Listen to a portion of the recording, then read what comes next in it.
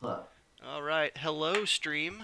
How's everybody doing tonight? This is DM Needs More Dragons coming to you with a new campaign. We're going to be running with our lovely bravada of guests here.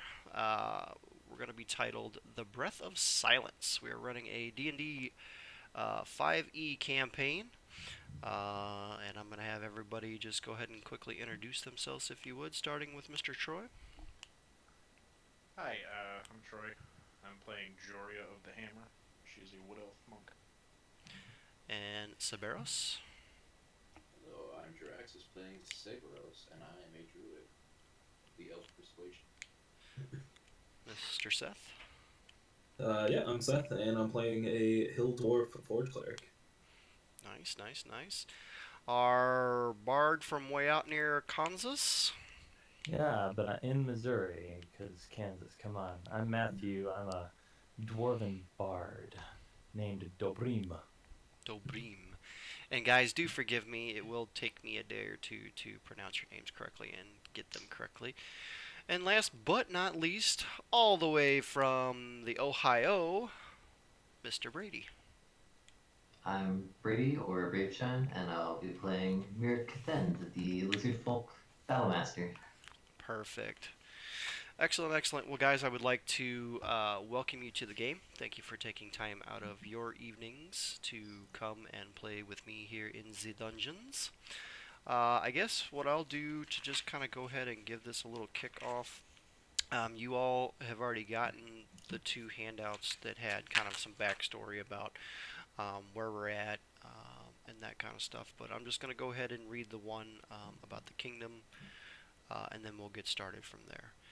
So, the Breath of Silence, and you're starting in a kingdom known as the Kingdom of Ren, in the realm or the world, as I'll probably interchangeably call it, of Icathus. So, here's what I wrote. Through the grace of the Four, a world was saved. The security of the tomes of conception were assured, but not without consequence. One of the four tomes of conception were destroyed in the battle that ensued. The remaining three were taken away and secured under deep secrecy and heavy guard, never to be spoken of again or written into the history of the land. From the shadowy ash of the cataclysmic encounter, Icathus plunged into an ever more dreary state. Mr. Typey McTyperson's shh. With little in the way of pure sunlight days, people in all of the land lived on in a perpetual state of melancholy and downtroddenness.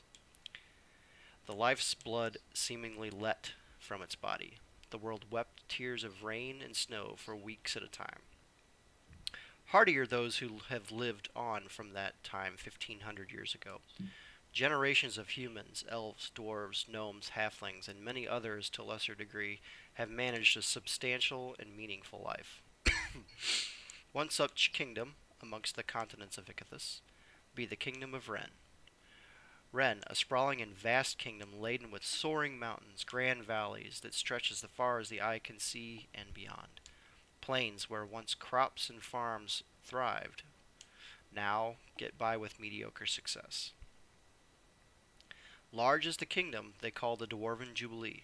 Found and kept by the dwarves over 2,000 years ago, Ren is known for its proven and strong people. Intelligent, hardworking, and good with their hands, the dwarves hammered an existence into the lands that before were mere pittance of existence. Ren, a kingdom of laws and good, be one of the remaining bright spots within the world of Icathus. Ruled by an ancient line of dwarves known only as the Mithril-born, Ren has prospered and become one of the known powers in the world today. Boasting a strong and tested economy, many territories, kingdoms, and peoples travel throughout the kingdom of Ren in search of trade, work, and prosperity. The capital city of Aureus, set amongst the highest peaks in all of Ren, the mountains reaching for the heavens on all sides of the old dwarven city. Fashioned in stonework that greets an architect's dream, the streets are laid in solid granite blocks. The buildings raised and carved from the purest mountain granite available. The ancient granite mines to this day bustle with activity as more riches are pulled from from the earth under which they are buried. The districts of the city encompassed in an impossibly high outer wall, comprised of all walks of life, from districts laid in gold and silver and diamond to a more meager living. Though many of the cities strewn across Ichthys match Aureus in size, none match it for quality of living for its people. No section of the city, by law, is allowed to become impoverished. By rule of the Mithril-born, leaders of this great kingdom, those of Aureus are to always be held in great respect, and thusly are treated and taken care of in their times of need, leading to, in this time of great sorrow and bleakness, a shining spot in the world. You adventurers, begin your journey in the land of Ichthys, some 1,500 years after the destruction of one of the sacred tomes of conception, in the city of Aureus, capital of the kingdom of Ren. What grand adventure and deep lurking shadows await you and your party? Time will surely tell your tale, but will you live to see it through? So, that's just a little brief narration on where you guys will be starting. Let me go ahead and move a little something here. So, the 5 of you brought here, sought here, came here, many different backgrounds, not really knowing each other, not really, some of you not even knowing why the hell you're here. Find yourself in the capital of Ren. And let me find my note page, because I'm so good at this. Here we go, there we go. It's a cold, wintry night. It's in the dead of winter. The snow is just coming down basically sideways. It's not really a blizzard, but it's like that really heavy, thick snow that when you go outside, you're just like, damn, look at this. This is really pretty. And you can see maybe a couple 100 feet in front of you before, sights kind of disappear from in front of you. Each of you, for various reason or in no reason at all, find yourself in the Storm Stout Tavern. Storm Stout Tavern is a kind of a middle of the road inn and tavern here within Ichthys, or excuse me, within Aureus. And let me find my other page that I probably didn't print off because I'm cool. Here we go. Oh my god, where'd it go? There it is. You can find the Storm Stout Tavern, an inn, inside of the district known as the Commons. The Commons is exactly the way it sounds. It's basically your middle of the road, hard-working people. Thank you for the follow. You're hardworking people. You work with your hands. At the end of the day, want to get a good hearty meal and something to drink. That's basically what you find here. There's various shops, homes. Everything in this city is stone. From the most meager living person up to the king himself lives in a stone home. Obviously, size is obviously the determining factor there.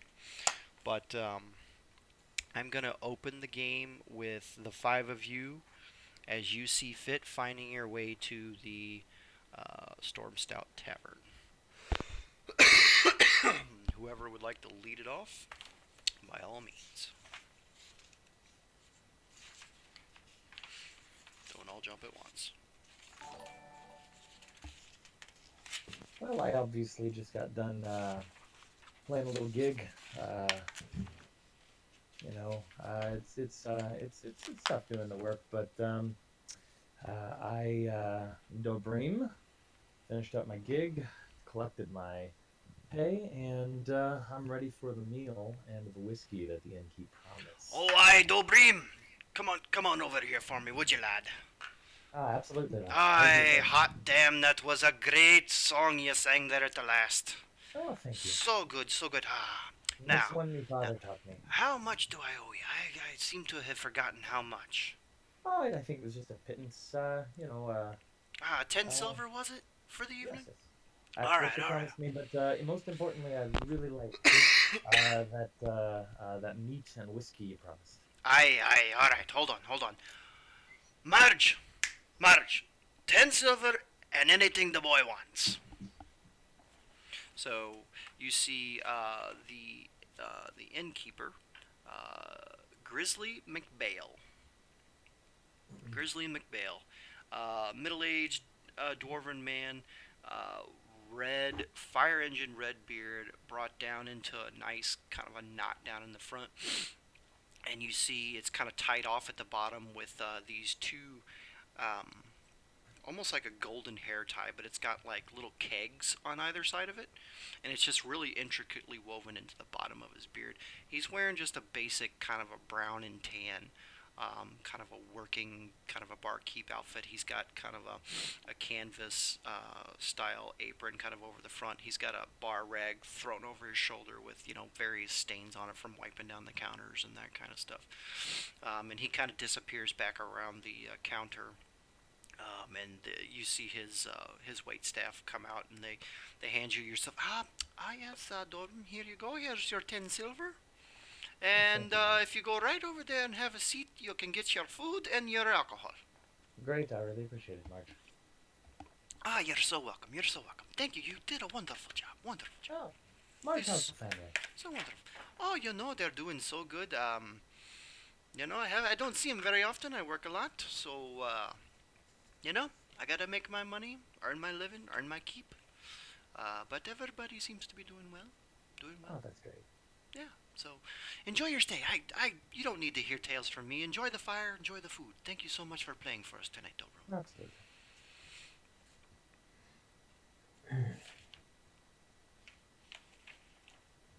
As he sits down at the table, he finds that he's sitting across from a man who is currently devouring a steak that he ordered. He's wearing a robe, a haircut, leather armor that's got small bits of bone hanging off it, almost like tassels. And sitting in the seat next to him is a ornate but very gnarled and worn wooden mask. And he's just continuing to eat, occasionally looking up at the bard who's now sitting across. That's some interesting decorations you have on your outfit there. Well, thank you. What? I made it myself. Oh, nice. What do they mean? Oh, it's just remnants of power that I've gathered over the years. Oh, amazing. Some But, good music you had going on up there. Oh, I appreciate it. I It's appreciate just a little something to bring some joy into the world. joy. It's overrated, but okay. Well, sometimes it brings sadness as well, and if I get an opportunity, I incite some riots. It just all depends on what the mood is. So what are you doing in town? Right now, I'm eating steak. Oh, I see that. Outside Not of that, it's just cold. I didn't feel like staying out in the woods again. Oh, that makes sense. Makes sense. Well, you enjoy your meal, and let me know if you want to hear any songs. You look like you could use some cheering up. I probably will. But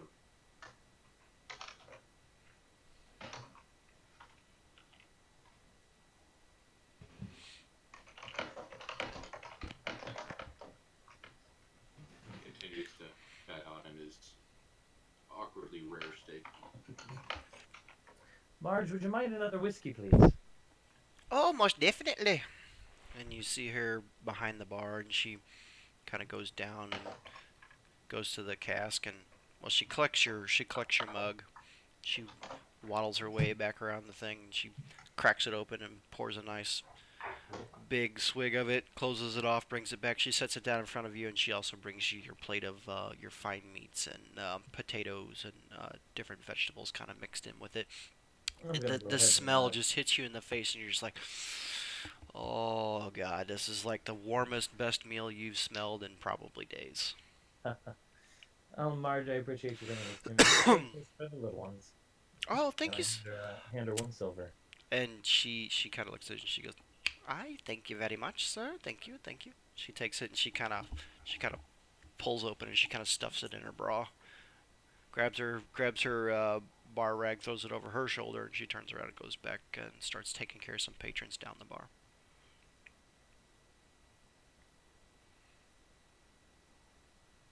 Well, there's nothing to it but to dig in, I guess. There are various other patrons just kind of floating around the bar. People stop by just to kind of say thank you for playing and um, just showing their thanks for warming up their evening a little bit on this really cold night. So I'm gonna wrench this door open, the cold air flowing in behind me, and you see a small, stout figure in a large hooded robe, relatively ornate chainmail, a large hammer at one hip, and a large book on the other. It's colder than a witch's tit out there. I could use a brew to warm me stomach on such a cold night. Slam the door behind me. Hi, Marge! Marge! Get the man what he wants. And you see Grizzly just kind of going down the bar, cleaning and setting up different plates and collecting plates and just cleaning stuff up. And you see Marge kind of come bustling out from behind it, and she kind of follows you to wherever it is you're going. Straight up to the bar. She comes right up next to you and she kind of goes, "Hi, what can I do for you, lad?" I Marge, blessings of Morden be upon you, and I slap a gold piece on the counter. You see her eyes immediately just like almost bug out. She's like, "Oh, right away. What an ale and what do you want? What was it?" Gods be good to you. I need an ale for me, and I think I'm gonna slam that mug when I get it down on the table. These drinking compatriots need a round as well. "A gold will most certainly do, sir. A gold will most certainly do." And she goes back behind the bar. She pours you one till it spills over the top. Then she slides it down and sets it right in front of you. I thank you much. "Oh, you're most welcome, most welcome, most welcome." Sir, to your health. Can I ask the name of the gentleman who's bought me a drink? I be the name of Gwynnis Forgeon, a forge cleric of the good Morden. Blessings of Morden be upon you. Sit down. What brings you lads around here? Oh, to be honest, I just be playing the music and brightening people's days, and this is my favorite place to do that. A bard. Tavern. Yeah, it has the best people in the commons. Sure does. Everyone seems nice enough. Are you from around the area? Not quite. From a temple out in the woods. Coming here to make pilgrimage to the good city of... I forget what the name of the city is. Aureus. Aureus, I believe. The temple here is most divine. Indeed it is.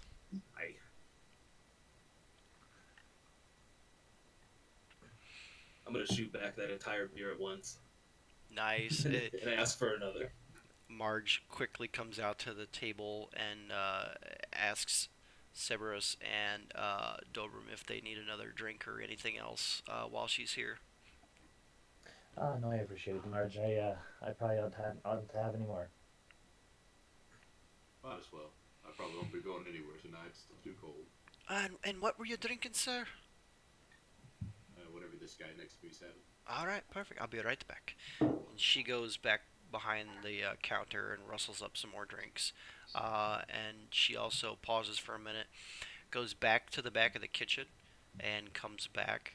And you see this, 2-foot finely smoked sausage. And she just slams down your drinks, puts the sausage down, and she goes, "And that one's on me." And she turns around, winks at both of you, and walks off. I thank you much. You're most welcome. Seems like bad business practice. But thank you. Sometimes it's not all about the business. And yeah, to help me out here, Forge Cleric, is that Troy or Seth? I apologize. Seth. Thank you. Sorry. And could you tell me your name again? Your character's name again. I missed it. Oh, it's Gwynnis. Thank you. Should probably change Discord names. That would be a very wise idea. I always forget that not everybody here knows everybody's screen names and real names and all that, so that's probably my fault, so I do apologize for that. So, No way. anyways, continue. Sorry. Sephiroth will draw out a dagger and cut off a portion of that sausage and chow down eagerly. Nice, nice, nice. So, Gwyneth, tell me what's involved in your pilgrimage, and how long are you away from home? I about a week's travel away from home, but I go to city, spread the good word of Morden, make sure everyone upholds the law, as one is wont to do. Yeah, these dangerous times. It's hard to find a good law-abiding citizen for sure. It seems so. And as Grizzly is coming past, kind of working with some other patrons and picking up things and doing his barkeep duties, he kind of goes, "Ah, you damn right. Scurvy bastards come in here and wreck my place all the time.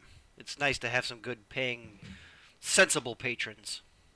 And he keeps Well, on. it's always good to have a good clean in here.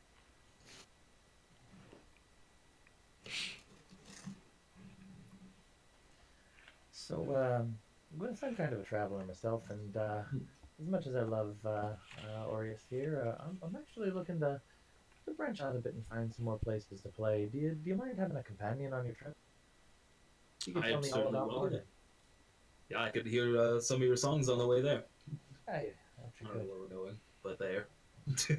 Wherever you're headed next.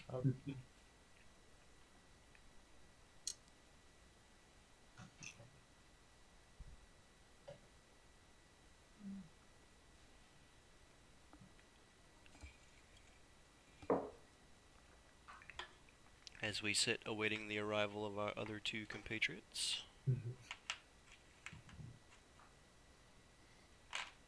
No time like the present, gentlemen. Or gentle lady, I should say. There's a firm thud at the door of the tavern, and some rattling. Finally, the door pops open, and in comes a shambling mound of fur. On top of the fur, you can only see eyes and braided brown hair. The bright green eyes, covered in frost. The eyelashes are white. As you bumble into the door, a long metal pole hits the top of the door frame, practically bringing this odd creature onto her back. She wrestles it through the door, stands there shaking, looks over at the bar. A little hand appears from the folds of furs, pulls down from her face. Immediately, all the cold and frost seems to melt away from a bright, radiating grin. Bartender, and she goes, "Hi." Oh, hello there. How are I'm, you? I'm freezing cold. Do you have a cider? Well, I think we can find you some cider. Why don't you don't get too close, but why don't you go on up by the fire and warm yourself up? Oh, great. Thanks. Yeah, As right over there. As she turns to head towards the fire, the giant mound of fur begins to fall to the floor. And as she takes off this ragtag mound of furs, she's wearing a tightly knit sleeveless vest. Simple wraps go down to her waist and halfway down her arms. And around her waist is a very elaborately decorated sapphire and emerald colored robe that kind of hangs off to the left leg. When the furs fall off, you see that metal pole actually ends in a very large hammerhead that hangs. As I walk over to the fireplace, I glance at the corner of my eye and see the two dwarves sitting at the table. light up. My face get real big and run over and grab a seat and sit down and go, oh, hey, Hello. How do you do? hi, you guys, dwarves, right? Hi. Do you know Arvang? We don't all know each other. Oh, right, Yeah, it's pretty racist, dude. I'm sorry, no, I just didn't. I'm sorry, you look like someone I know. I'm sorry. Hi, my name's Joria. Joria, Nice pleasure to meet you. Joria. What I are don't- you doing? Oh, right now we're just sharing a drink and Staving off the enjoying, cold. yeah, exactly, enjoying some great food. Talking about the future. What brings you into the tavern? Oh, I'm literally just I'm wandering around. I don't have anywhere to go. I'm just I don't know, looking for something to do, I guess. I know, man. She glances over at the stranger and asks, "Oh, you guys fun? You guys have you guys going somewhere?" Well, I was just talking to Gwyneth here. He's a traveler, and I'm looking for a new place to play my music and share my joy. You play We- music? I do. What kind of music? I'm the bard, Dobry Matigan, and really anything you like. The things that'll make you happy, things that'll make you sad. Or if you're this cheery fellow across the table, things that'll make you angry. Well, I don't want to be sad. I'll pass. But happy sounds good. Well, maybe if you're looking for a place to travel, you can join us, and you can hear some of my songs later. Yeah, I've been alone for a while, just kind of wandering around. Yeah, it wasn't evident. You guys going somewhere particular? That's kind of up to Gwyneth here. I do have to make a stop at the temple and pay my respects to Morden. Morden. I, I know that guy. well, blessings of he be upon you. Thanks. My dad talked about him all the time. Every time you get hurt, go over and kick just always praise Morden's beard. I I never understood it, but I knew he liked him. And you are welcome to join us. about that time, Grizzly comes back by, and you see this like really small, almost pewter-like cup, and he sets it down in front of me and he goes, "That's the last glass that I have of cider. Drink slowly." And he turns around and he walks off. She just immediately slams the entire thing.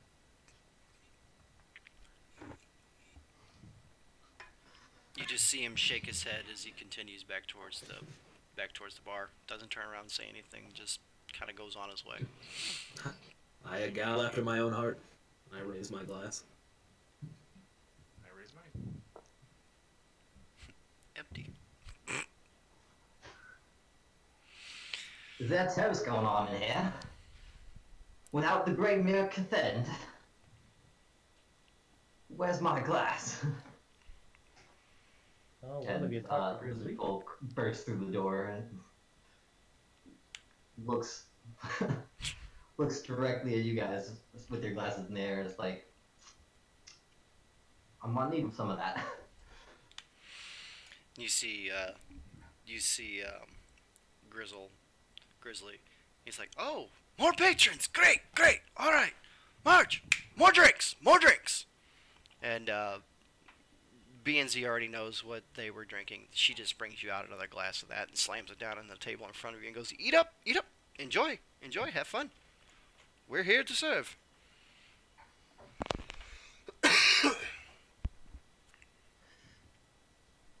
Well, you sure are, big fella. How are you? Come join us at our table.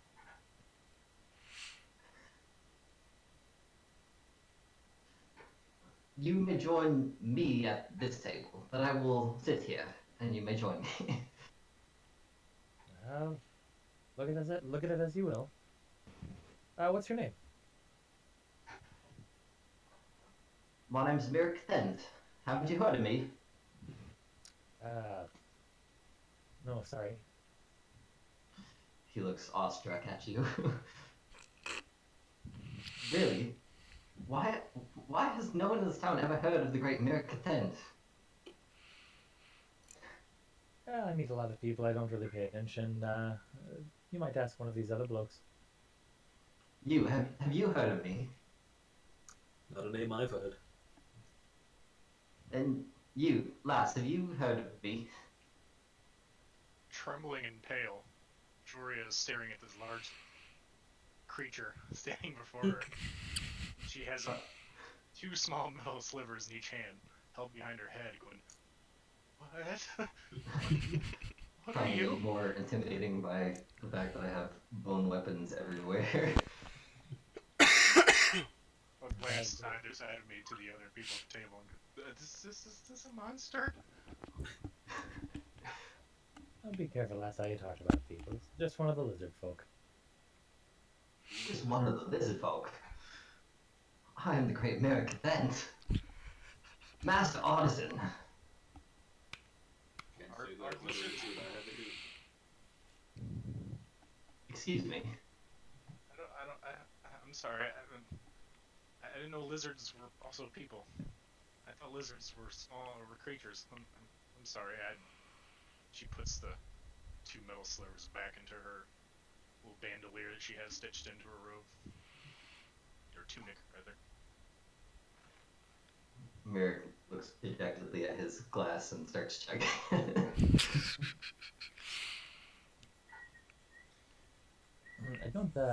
Don't let it get to you, Merrick.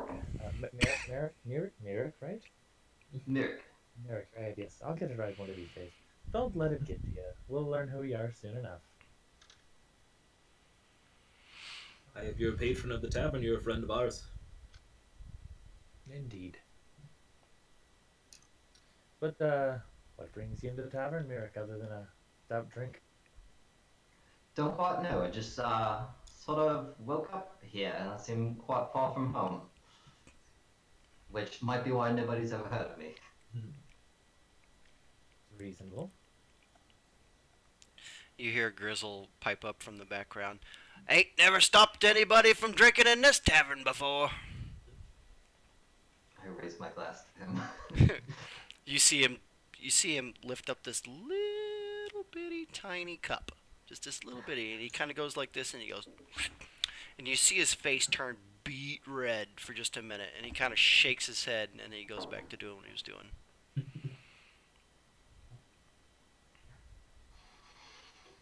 So, what's this about,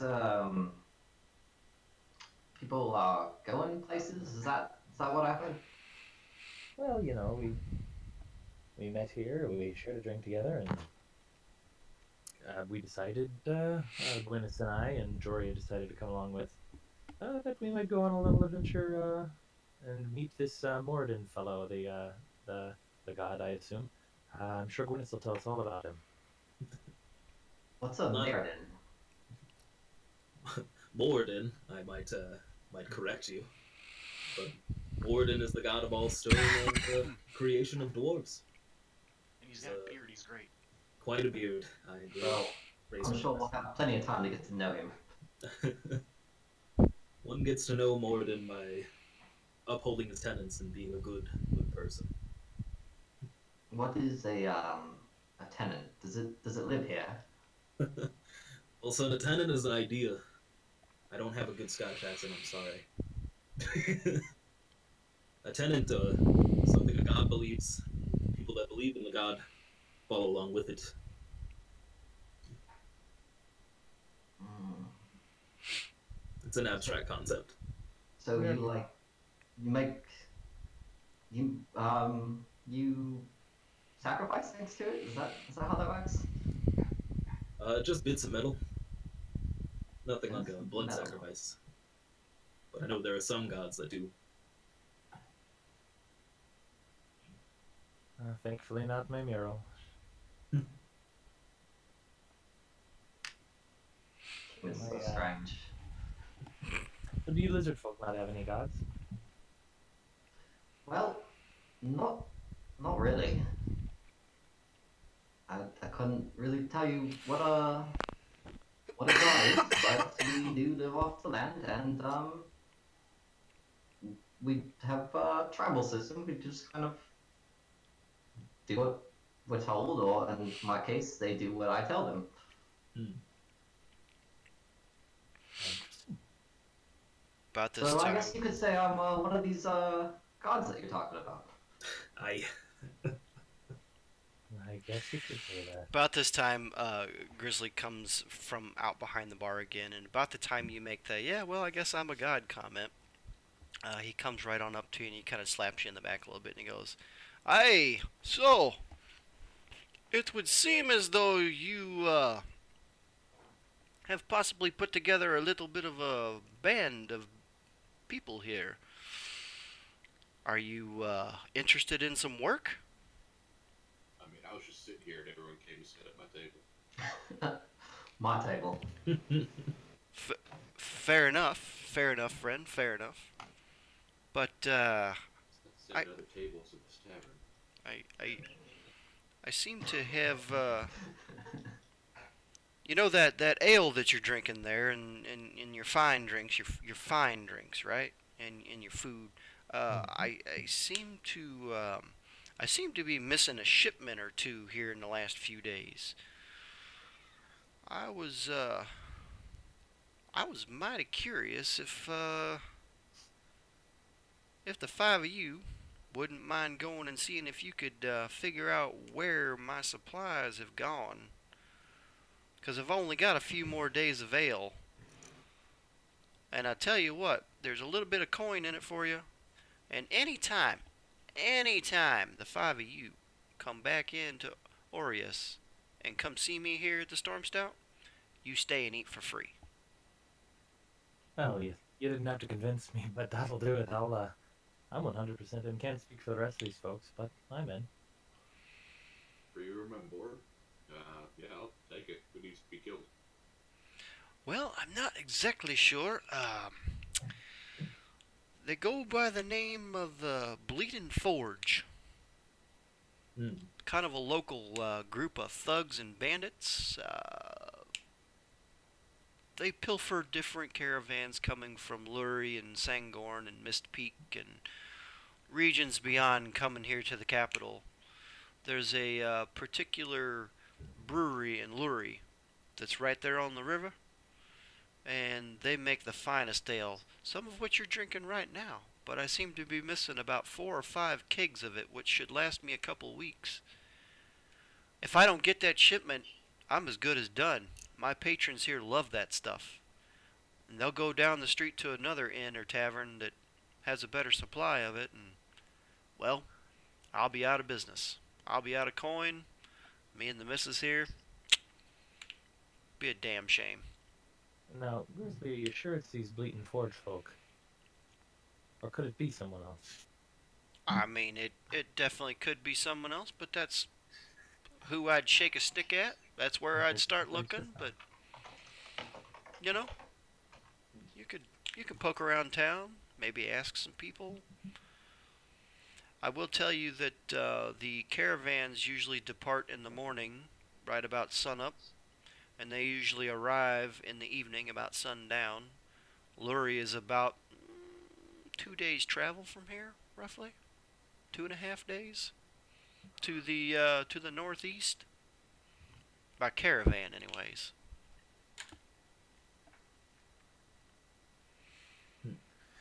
Well, Sabaros, I guess it's me and you right now. Is anyone else interested in joining in? Can't let another son aboard and down. I've gotta lend my aid. I do appreciate it, Gwyneth. And who knows, maybe you'll be able to proselytize to these Bleating Forge fellows as well. Aye. You know what I say? Life is like a chair. It gets interesting once you get out of comfort zone. I don't know if I've heard anyone say that before, but I'll take it at your word. What about life is like a hat? Some are hard and some are pretty cool. Don't people say that? Sure. I'd like to redact my offer to help. And Joria looks like you may be the only one who's not in right now. I know you said you were looking to do some traveling. Would you like to join in? Joria, staring at Mirek, shakes her head and looks over and goes, huh? Sorry, but Would you like to join us in our potential adventure here? Who knows? Maybe there'll be a song about you.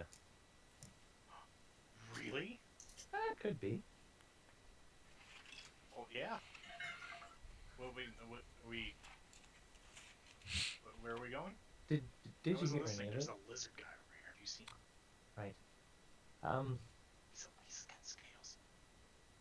just let it be known we're looking for some bad folk who might have stolen some stuff. Is that enough for you? Yes. Stealing. I don't. That's. Yeah. Stealing's bad.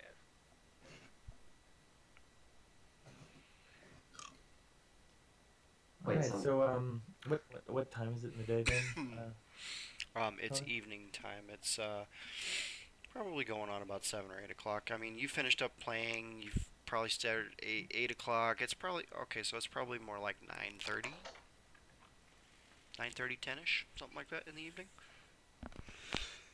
I have an idea. Something I was thinking about once. In the Ballad of uh, Troy, let's say. It's about a decoy.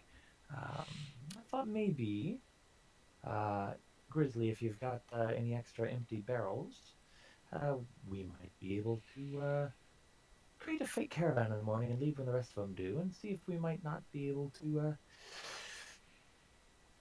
engage these fellows that have been stealing from you.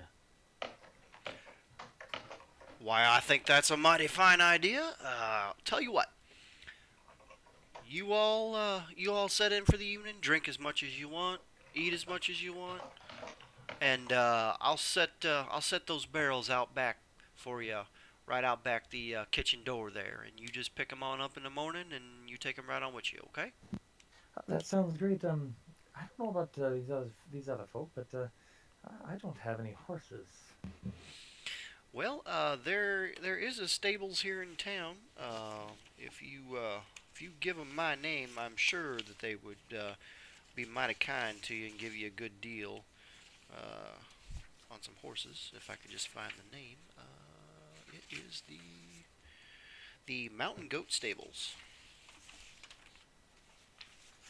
It's over there. It's here in the Commons district, more towards the southern end of the district, Will they just be before you open? reach the southern wall. All right. Will they be Uh, open in the morning? What time do they open? I'd hate to have to wait around. Wait till you hear the cock crow, and they'll be open. All righty. And I'm an early riser, gents. I can and gentle lady, I can take care of that if you'd like. I could always use a good long rest. And maybe we'll meet out front of the tavern here at maybe half past the cock crowing. Sounds good.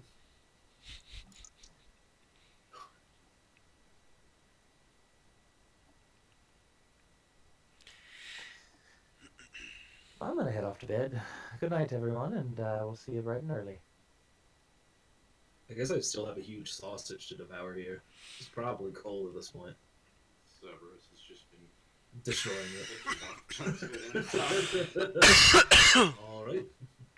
You've probably got half or less left now that the hungry elven-looking man is sitting there. I'm gonna step up from the table and slowly back away from the scared man, and also agree to head to bed. You don't want to share some sausage? I'm good on my own, thanks. Then I'm going to pocket the rest of it. Perfect. Grizzly greets you guys right at the steps before you go up to your rooms and just points out, which room is yours. You guys get the second floor, and the first 5 rooms on the right-hand side are yours. And of course that will be no charge tonight since you're going to be doing work for him. And he did tell you that if you were successful that he will adhere to the bargain that he bestowed upon you. We didn't. Did we get an exact amount of what he's going to be paying us if we succeed, or do we need to do any? He did not. Any... He did not give you an exact amount, but he said he would make it worth your while. Okay, that's good enough for me. All right. I do it out of service to Moradin. Money is no object. Do we each get our own room, or do I have to bunk with a stranger? No, you get your own rooms tonight. Don't worry, you'll get your chance. Now, Sabros, if you'd like, I could sing a quaint little lullaby. Severus stares, weird little bard, probably a solid 30 seconds. Slowly steps backwards into his room and slams his door. Oh, it's good to meet new people. Oh, that's hilarious. I love it. All right, so we have remaining Joria and Merrick still at the table. What would you two like to do for the evening? Who's ready for a ranger? You see Marge come out from behind the counter, and she slams down another ale in front of you.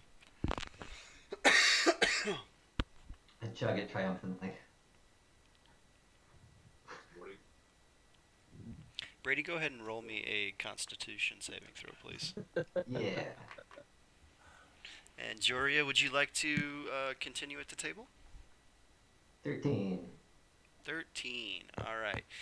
You're still standing, but you're starting to feel a pretty good strong buzz coming on. Just the way I like it. Joria will approach, was it Marge? Yeah. She's gonna approach her and kind of lean forward to whisper. Yes, lass? Hi, that's kind of a weird question, but could I use your kitchen in the morning? I'm a really good cook. I just kind of want to make something. Would that be okay? Roll a persuasion check.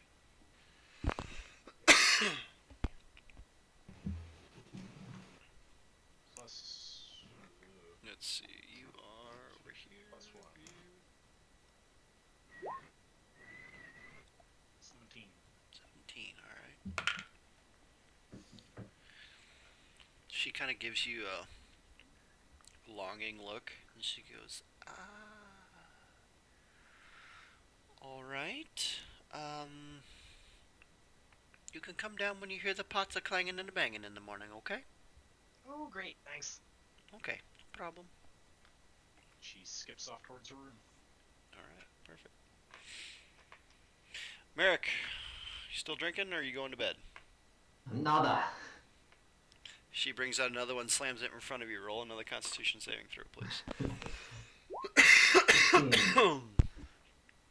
You triumphantly slam it back with no problem. Blackout. Good. Fade to black. Would you like another? No, we're fading to black. Out on the table? Yeah. Happy. All you see is this like sprawled out lizard man with a ale cup tipped over with it kind of spilt out, kind of dribbled down by his chin, and he's just passed out in it. And every time he breathes, the ale just kind of goes. You see Marge walk over shaking her head. She grabs her bar rag off of her shoulder and she kind of slowly pulls the cup off your hand and wipes everything up. She looks over at Grizzly and Grizzly looks at her and he goes, well, I guess he's not taking us up on that free room tonight, huh? She's like, nope, I guess not. And she goes behind the bar and she comes back out with kind of like a longer kind of like bar towel that looks clean, and she just kind of drapes it over your shoulders, and then they go around, finish closing up the shop and the inn for the night, and then they leave, and you're just laying with your head down on the table, and the fire just kind of starts to dimly go out as the night passes. So, everybody falls to sleep. Some of you dream, some of you don't dream. Those of you who don't sleep, you can use this time to meditate or do whatever it is that you would like to do. Is there anything that anyone would like to do overnight during the sleep period? I'm going to eat some more sausage. Okay, so Cerberus eats more sausage and looks longingly at his weird-ass bone mask, which is really cool. So we, Twitch, are going to take a really quick break. If anybody needs to use the bathroom, grab a drink, have a smoke, anything like that, go ahead and do that. We'll meet back here in about 5 minutes, and we will continue this with waking up in the morning. So, Twitch, we will be right back as soon as I can find my OBS. There it is. We'll be right back.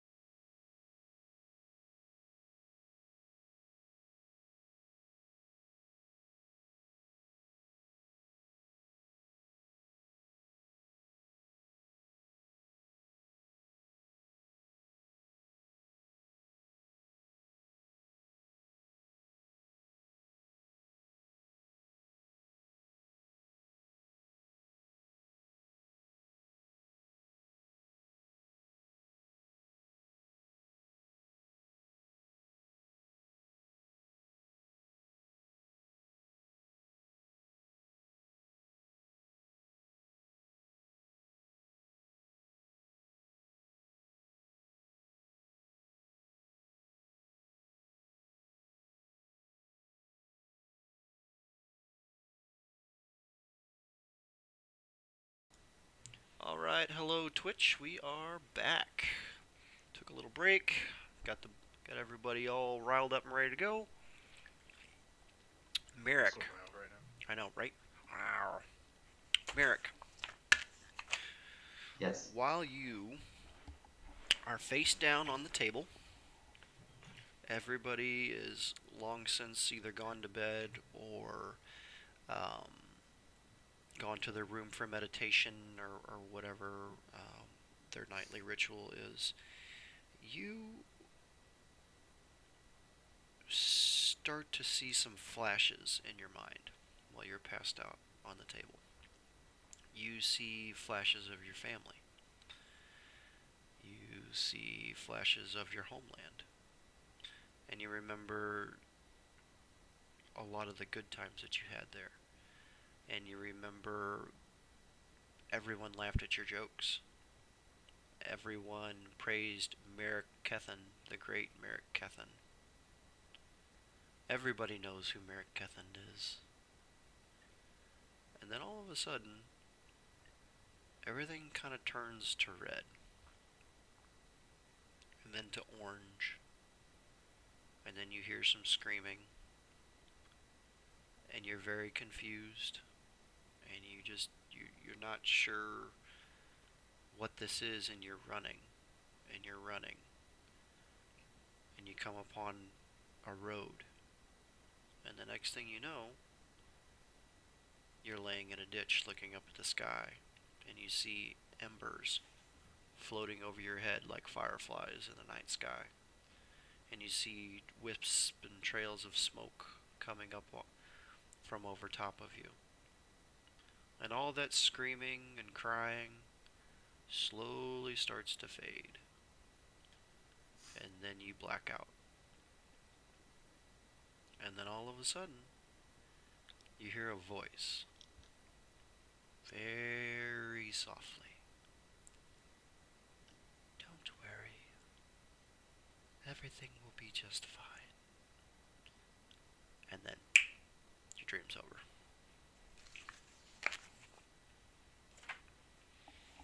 Next morning comes, the sky begins to come bright with the dawn. In the realm of Icathus, it used to be bright and sunny and cheerful all the time. But ever since one of the tomes of conception was shattered and destroyed, you very rarely see the sun. And when you do, it's only for small periods of time. But typically speaking, in this realm now is shadow and clouds and rain and snow mixed in with little bits of sunshine here and there that just, it keeps it so close to mind-numbing and driving you insane, and then it pulls it back. And then it pushes it forward and back and forward. So it's just this tenuous cycle back and forth of dreary with just a smidge of just enough to keep you alive kind of atmosphere. The morning comes, pots and pans, you can hear them clanging in the kitchen down below. Smell of meats and coffee and different things start wafting up the stairs towards your rooms. And you hear what sounds could only be a rooster or a cock crowing to the morning sky. The day is yours. Do with it what you will before you set out on your mission. Well, when I get up, I'm not really a breakfast person, but I am a morning person. Make myself, just a spot of coffee with some hot water that was, of course, warming up, and head down to the Mountain Goat Stables. That is correct, sir. How far away is it? It takes you about 10 minutes. Alright. So Storm Stout is kind of centrally located within the Commons district. And the mountain goat is located basically just inside the southern walls of the city, uh, basically to accommodate um, the travelers leaving, going to Sangorn and to Mist Peak. Alright. But that's where you find this particular stable. Alright. I walk in, look around. Hello? Yes, yes. Yes, Oh, Grizzly. Oh, good morning. How are you, Oh. sir? Great, thanks. How are you? Oh, I'm doing just fine this morning. Just, you know, trying to clean out the stalls here. Right, Grizzly McBeal over at the Stormstout Tavern, he told me to come over here. He's asked us to go, try to find some of his, well, he asked us to do a chore for him, and, suggested that we come here and that you might be able to help us with a horse or two to carry, to pull a caravan. Oh, Grizzly sent you down here to me, did he? Mhm. Go ahead and roll a persuasion check, please. As you try to convince this young lad that you were indeed sent. 15. A 15. Alright. He looks you up and down real quick and he goes, well, alright. Well, any friend of Grizz is a friend of mine. You just tell that old codger he owes me a drink. Absolutely, I will. Thank you. Alright. Just anyone? Two? How many will a drink get us? Oh. How far are you looking to go?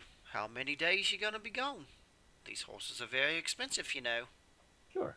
I don't think we need any more than two. It might be good to make sure that they get some rest. We want to treat your horses with respect and make sure that we don't injure any of them. Two might be what we're looking at. I'm not sure how long we'll be gone. I think we're looking at, normally it would be a gold a day. Mm-hmm. But for Grizz, I'll do it for a silver a day. All right. Absolutely. Here's Best horse. Do what? Which is your best horse? Are you with him? Yeah, I thought we all went there. Oh, okay, I didn't know you went along. Okay. Well, right over here we have Charger, and next to Charger we have Ronnie. Charger and Ronnie, those are my best two horses. And how much are they? Well, you see this like sheepish kind of look come across his face, and he's like, oh, I know it's for Grizz, but my boss will kill me if I rent these out for less than 2 gold a day. I'll do it for a gold a day. I don't think we need your back. We need to carry a wagon. That's about it. Alright, then you can take Flip and Flack. Excellent names. The alliteration is inspiring. Here's 2 silver to start out. Oh, thank you. Now, no funny business, and you bring him back here when you're done. And you pay the remaining balance of the days that you didn't pay for if you're gone longer than a couple of days. Okay? Absolutely. Alright. Cheerio, boss. And he turns around and he goes back to cleaning out the stalls. Throwing horse poop into a cart.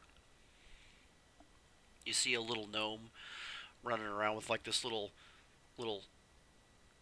bitty broom and a little pooper scooper looking thing. Just he kind of looks up at you. He's like, morning. He's kind of cleaning up after the the big scoop that the guy that you were talking to was using. Awesome. So, Cedros, do you have an eye for horses, or do you just are you always looking for the most expensive thing on the menu? I just like Ronnie. Ronnie seems like a good boy. All right. Well, looking like we'll have to do this time. Maybe next time when we've succeeded, maybe we can check out that other one. So I assume it takes around the same amount of time to get back. Well, if you're gonna ride the horses, no, it takes you half the time. It takes you 5 minutes.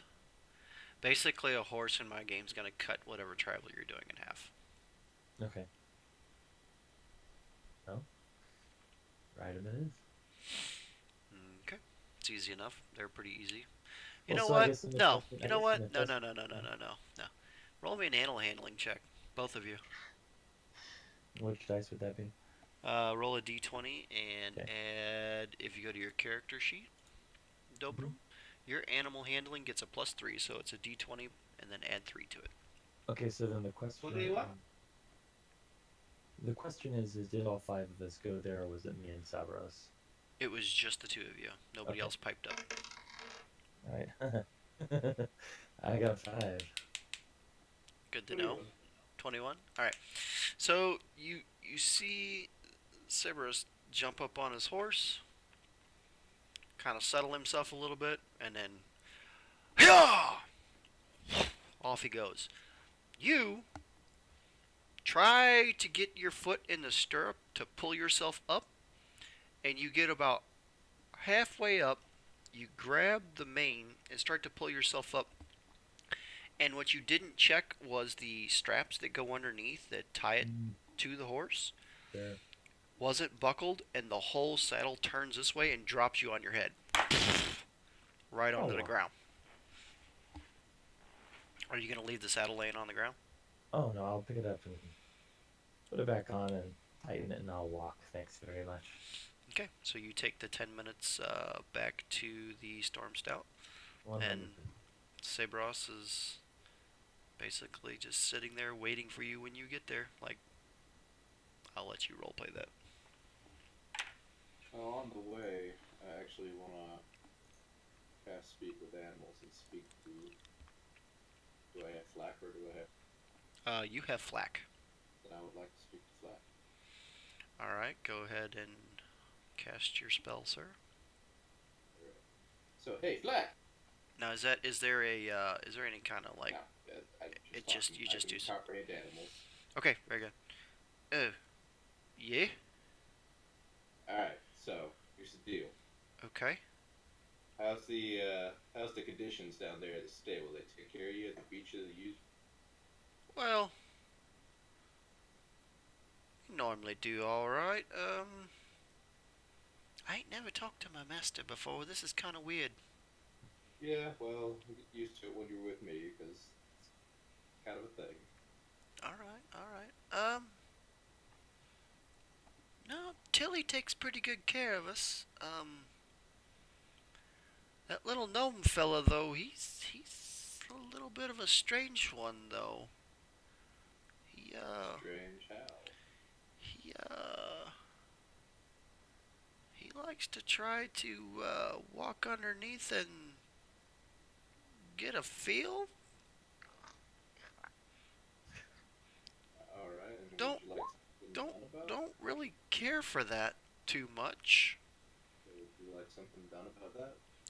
I think a lot of us down there would like it if he would just stop doing that, yeah?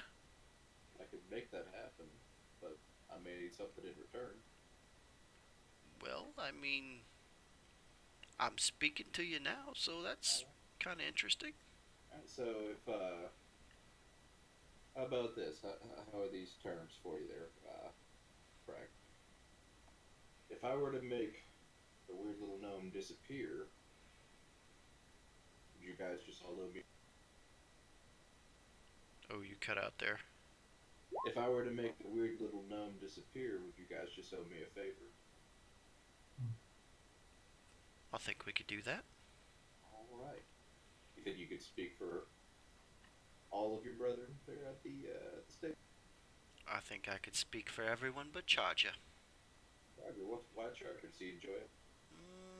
Let's just say Charger is the head honcho in our group, and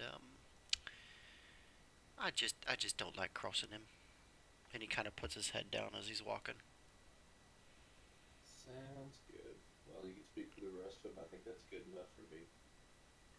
Alright, sounds good. Fair trade. That might have been a little bit intelligent conversation for a horse, but you know what? I like it. So you continue on your way back to the tavern, and now you know a little more than you cared to know about the stables. Not anything I haven't seen before. Right? It's kind of gross. We just don't really like it. I do apologize. My fucking accents are gonna go all over the place, so just bear with me. Whatever. No judgment here. So the two of you finally make your way back to the inn. The morning is still very fresh. The sun is just starting to crest through the peaks of the mountains at this point. Does anybody else have anything they would like to accomplish this morning? After we other the horses at the inn, I would like to walk back to the stables through the Walk back to the stables and what? woods. Okay.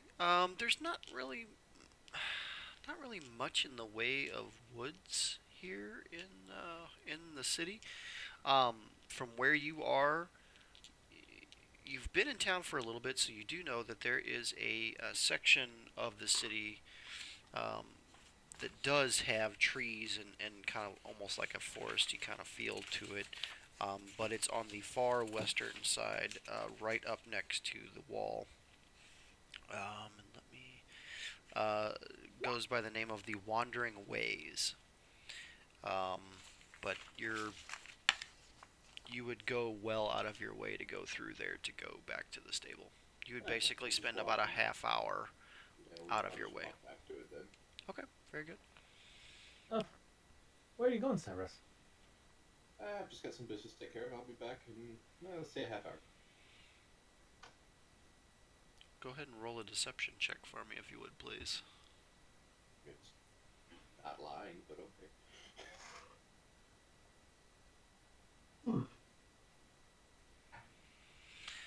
So Matt, I'm going to teach you something here real quick, okay?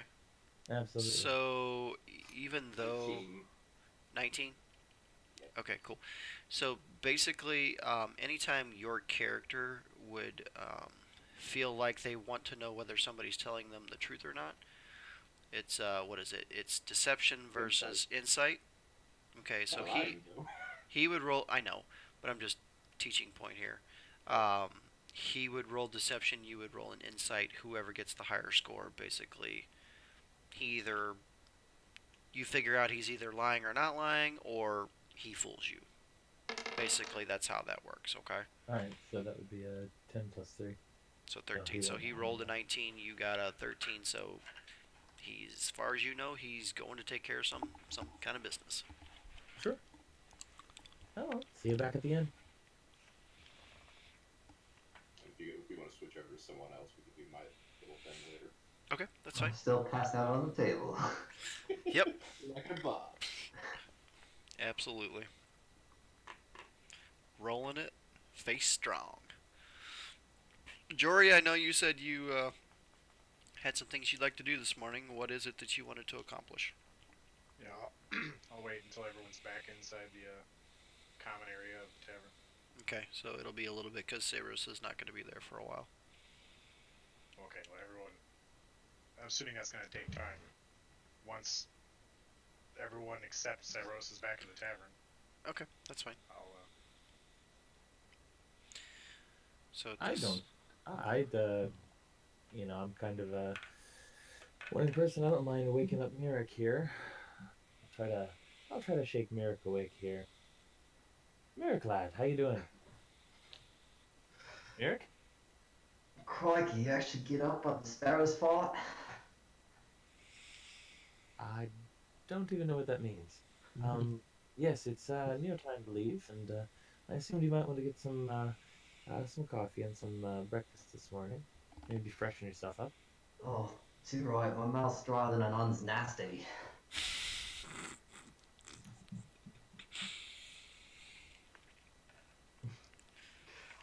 Where can I get something to drink around here? you see, Well, more to drink. You see Marge and Grizzly behind the bar just doing their morning duties, just, going and visiting different patrons that have come in for breakfast and the different lot. And Marge comes over to you and kind of pats you on the shoulder and is like, "How you feeling this morning, dear?" Bar lady, an ale. "After the night you had, you really want more to drink." It's just one. "Breakfast beer. I like your spirit, young man." She walks back behind the bar and dusts off a cup and pours you about half a glass and brings it back and sets it in front of you.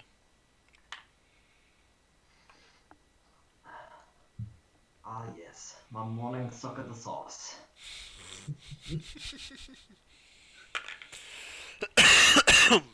So you go to finishing your drink there as you see Dobrum come back in from outside, and you see Joria come down the steps and kind of peeking her head around the corner and looking through the kitchen door, and then kind of pulling her head back and looking through the kitchen door and pulling her head back. Well, I'm gonna time travel a little bit. I would have gone into the kitchen the second they opened that place Okay, perfect. with my 4-hour trance sleep. Okay, I would have been perfect. standing up and down, bouncing, waiting for them to open it so I can go in the kitchen. You're like, "Oh my god, open the door, open the door, open the So door." I'll say right now I'm in the kitchen. Okay, so scratch that. She is in the kitchen, and you have not seen her yet this morning. And you just hear. I'm guessing they hear pots and pans clanging and banging and shit back there, or is it very No. methodical? Is everyone back inside like the bar right now? Everyone is back except for Cerberus, I believe. Right. Still up in my room, I believe. Oh, okay.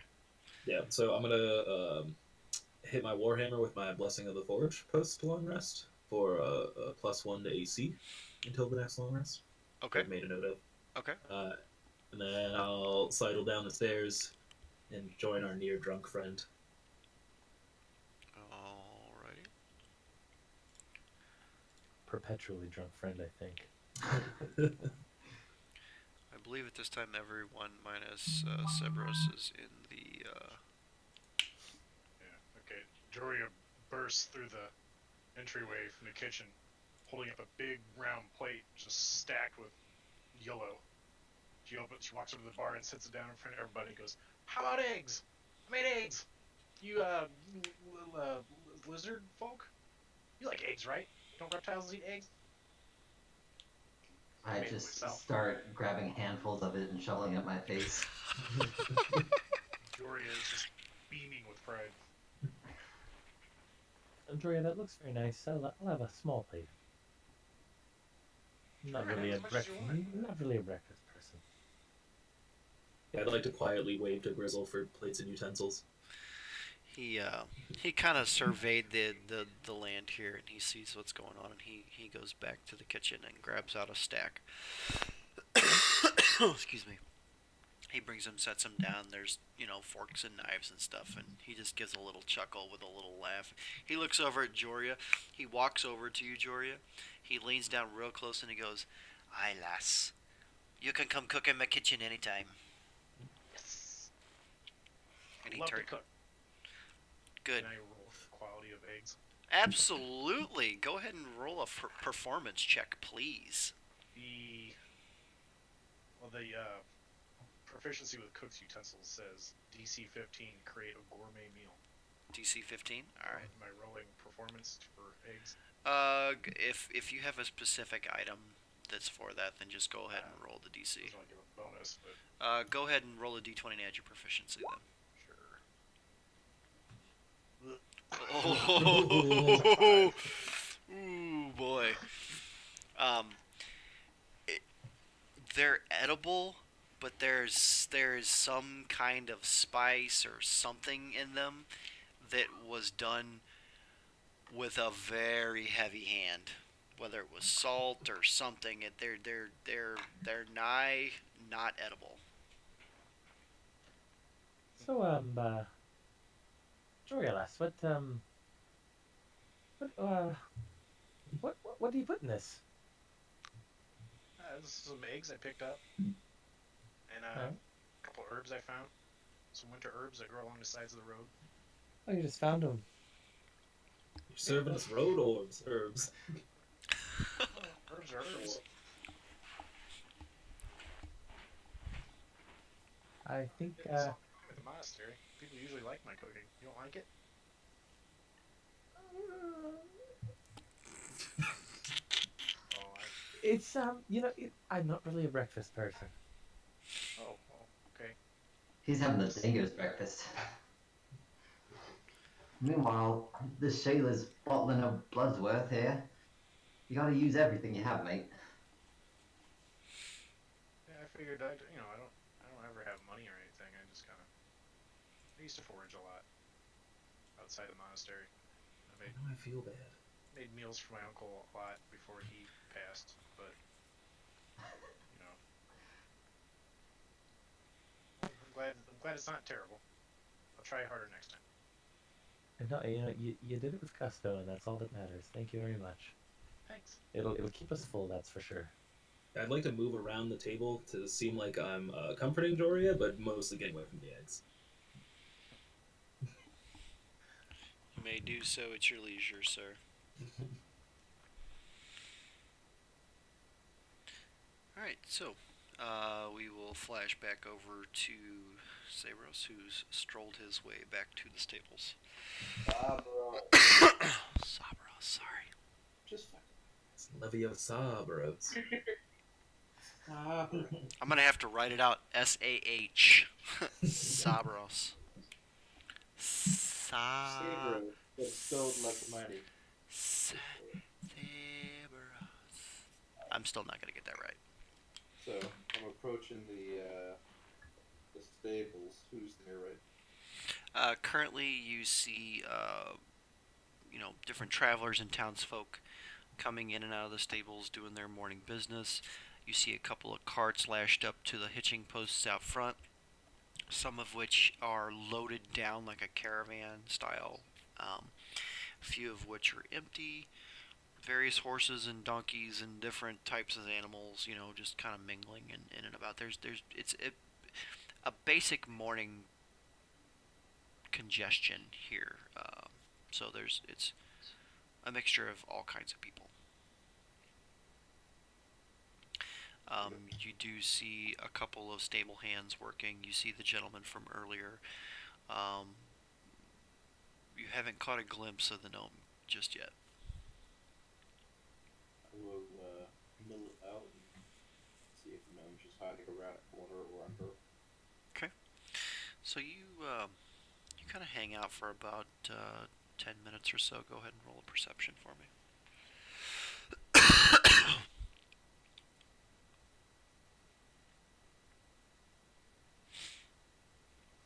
13. Okay. You take about another 10 minutes before you spot him over by Charger's stable, kind of cleaning up using his little pail and his little broom, just kind of. And he's like a little fucking bumblebee. He's like back and forth and to and fro, and just like he never stops doing what he's doing. It's almost manic-like a little bit, just everywhere. I would. What's around the stable? So the stable itself is singular in story. It's about 50 or so feet long with all the different stalls that are built into it. It's a little bit open air, pretty much. It's got kind of like canvas tarps that drape kind of from posts that go up the back of the wall, the town wall. Kind of come down to like posts in the front, so it's kind of like a swooping canvas kind of look. And then the inner workings of it are kind of like an open pole barn kind of feel with various 5.5, 6 foot tall slat wood like fencing, basically. Various gravel and straw and shit and things just kind of everywhere. On the outside of that, like I said, there's multiple caravan style wagons that are kind of all bunched up there and parked in different fashions. And then around towards the back, there's a couple of stacks of like hay bales and stuff like that. Look good. So does each stall have a little port on the side of, like, to the outside of the stable? Um, Just like a little window. yeah, each stall, the outer ones would definitely have like little porthole windows, and Chargers has a porthole window because he's on the end of the western side. So he's more. The gate would be more on the eastern side, because as you come in the southern gate, the stables is to the left. So is there anywhere not in the stables that I'd be able to see into the western side? Is what I'm asking about. There's a couple of buildings as you travel the street that goes past the stables, kind of going towards the wandering way along the wall. There's a couple of just, generic. Ow, cat, that was my shoulder. Thank you. Hi. Say hi, Not. Hey, while we're being interrupted, real quick, Yep. I'm gonna check the stream. You didn't Oh. turn a video. Hold on. Just like Oh, I didn't turn the thing back on. Oh, shit. Okay. Well, they've been listening to us the whole time then. Yeah, sorry, I messaged you about it. I didn't figure you were checking it. I didn't see it. so, My bad. that too, Things to know for next time, guys. Woo! Fuck my It's life. episode 0. I get a 0 for that one. All right, where was I? Oh yeah.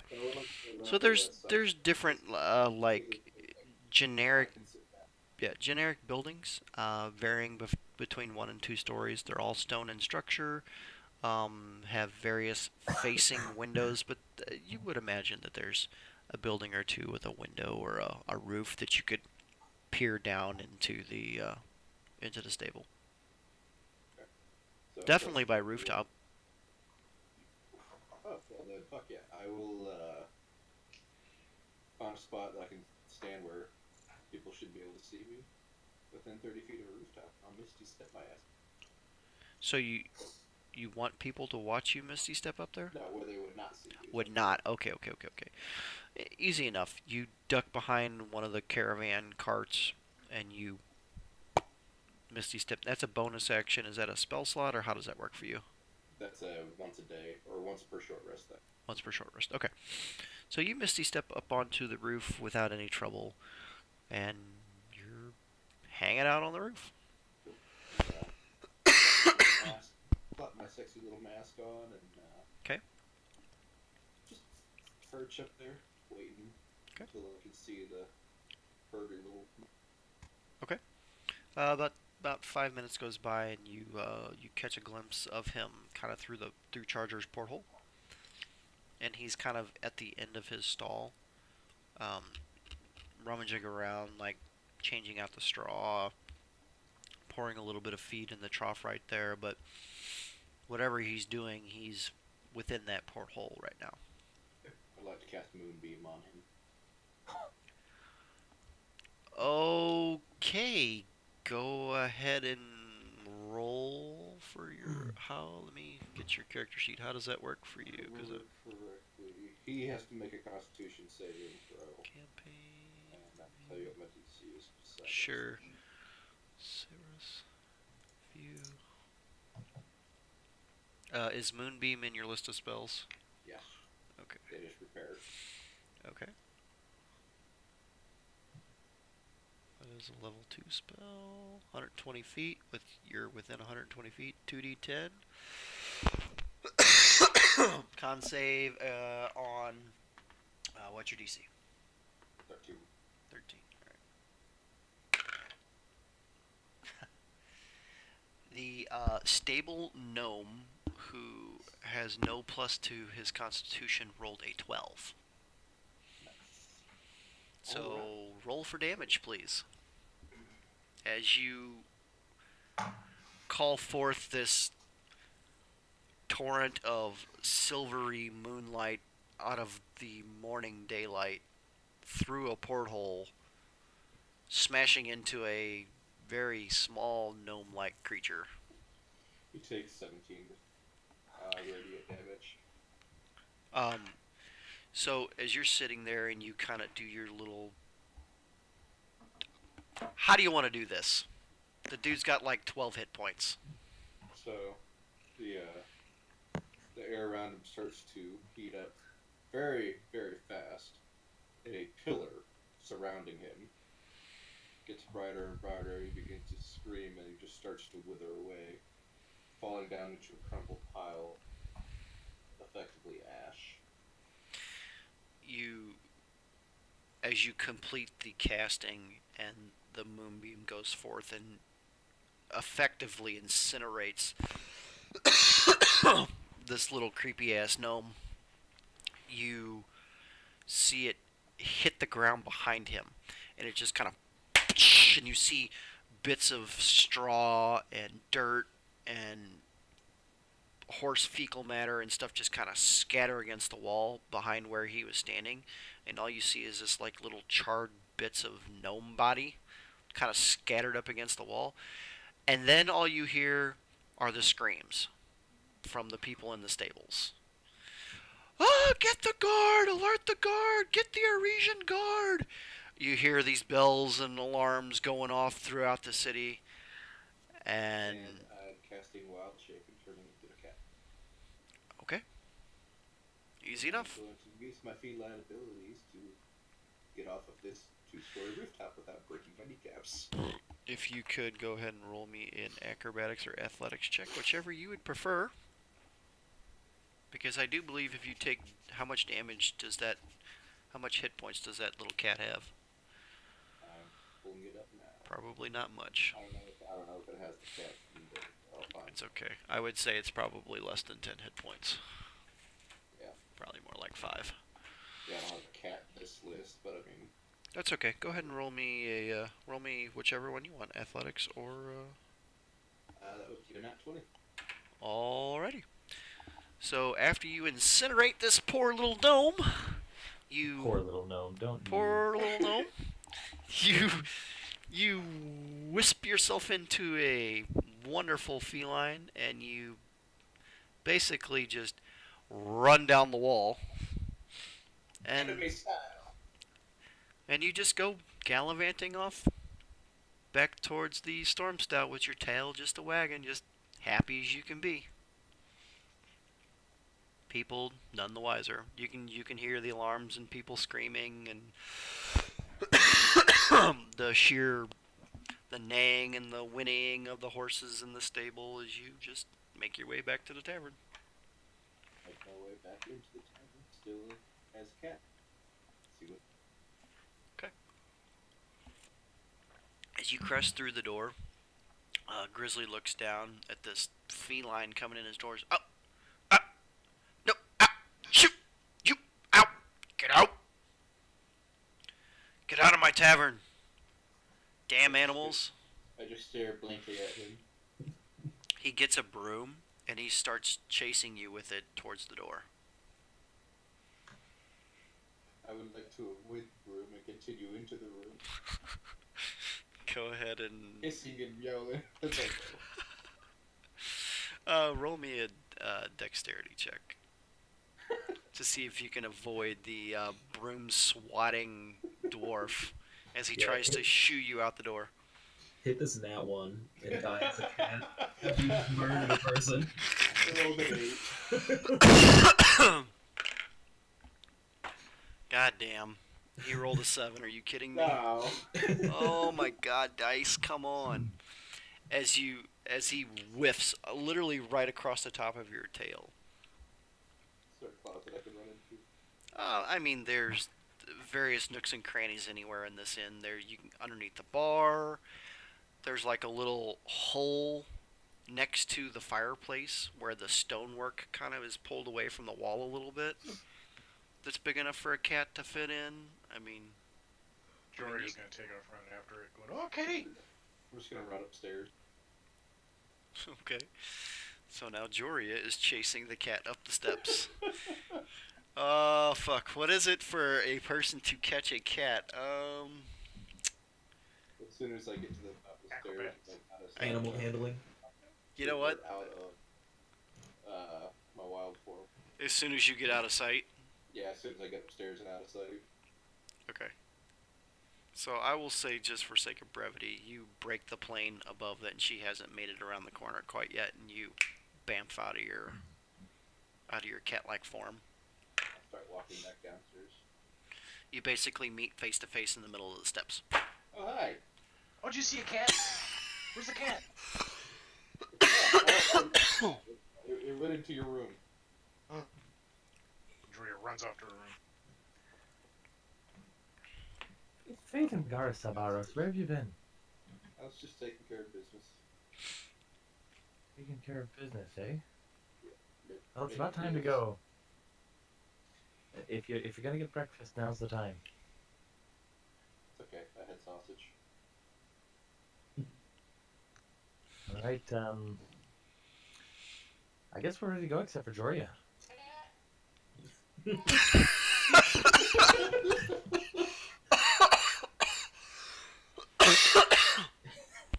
What in God's name was that?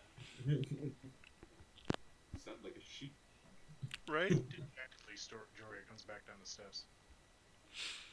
Very dejected. No luck, Joria. I guess it ran out the window. It's a good try, lass. Good try. Alright, so... I'm always wanting to get on early in the travel. If everyone's ready to go, I think maybe we should go ahead and do it. Just do it. Yeah, Okay. alright. So just... You know, Sabros, you handled those animals pretty well. Would you mind hitching these animals back to the cart so we can get a move on? Yeah, sure. And as I take Flick Black over to the cart and start hitching him, I'll give Black a wink and a thumb. Just for the sake of brevity, I will say there's a cart out back next to the four empty barrels that Grizzly set out for you guys. I'd like to trudge out the door, muttering under my breath about fitting my fat ass into a barrel.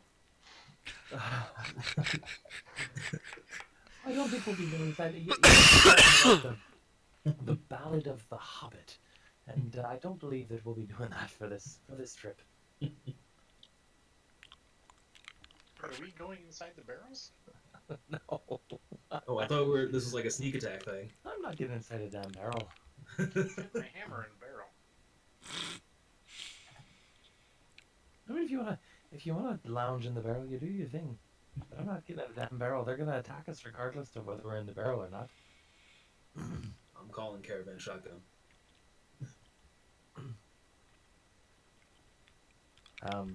Yeah. I guess we're ready to go. Can I sit on top of the caravan? You can Yeah. most certainly try. Do you need to know where we're all sitting in the cart, or I do. I'm sitting with my feet dangling off the back, humming a tune. Just so you're aware, I do not have horses in a carriage prepared for you tonight, so we're just going to use your tokens and talk about it. Imagination is good. Yeah, it's all good. Let's see here. That's not what I wanted to do. Yeah, that is what I wanted to do. Okay. Stand by, please. Standing by. You guys can decide if you want to question anybody, if you want to try to figure out where you're going. Yeah, we have no idea, huh?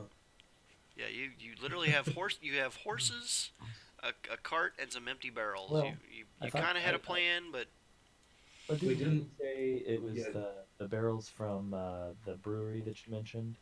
And so I assumed that we would be headed back to the brewery to get more barrels. Or the town, yeah. That Grizzle was talking about. Yeah. right, the town you were looking for is the town of Lurie. Come on, reload, damn it. Yeah, Lurie, and hold on just a second, seeing as how you now know the name. I need to go to there. Where is it at? There it is. I keep forgetting that you can't see this.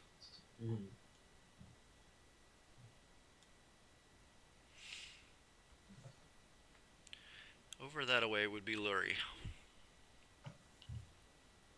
So is there like a main road? Does Grizzle know this road? Like, are we talking to him about it? Yeah, Grizzle would have. Informed us. He kind of informed you where the caravan goes, like what road they take and what town they're going to. But outside of that, he really doesn't have any other information for you. And so just to make sure, when you say caravan, there's going to be other wagons along with us, correct? Typically speaking, merchant caravans go in groups of 2 to 4 Okay. in this region. It's not uncommon for a single merchant to take one cart, but So typically speaking, we're it's more than one. so we're leaving around the same time as the other ones. Are we going to try to hook up with another caravan, or are the other caravans near us? I mean, are the other wagons near us? Or is that something we could? Um, Well, after after having to wait for Severos to get back, I would say you're probably a half hour to an hour behind the caravan for the morning. all right, well, that's how it goes. If we were alone, wouldn't it be more likely that we were attacked if people were trying to steal the things that we have? I only worry about that maybe we'll look suspicious being alone since there's been raids, but I guess that there's nothing for it but to go alone.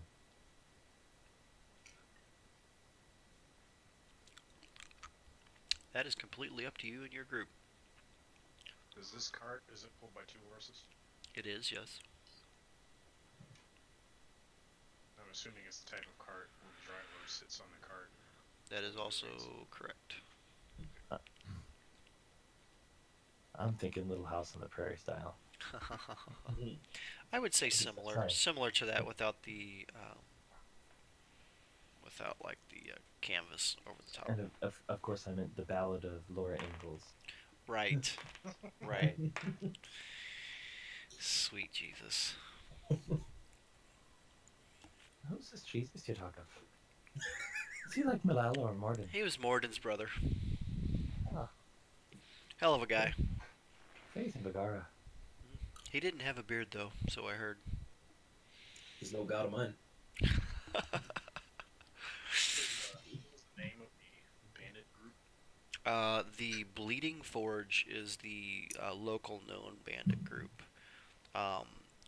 He said that he didn't know if it was them per se, but if there was a ring of thieves and bandits in the area that could pull something off like this, it would probably be them.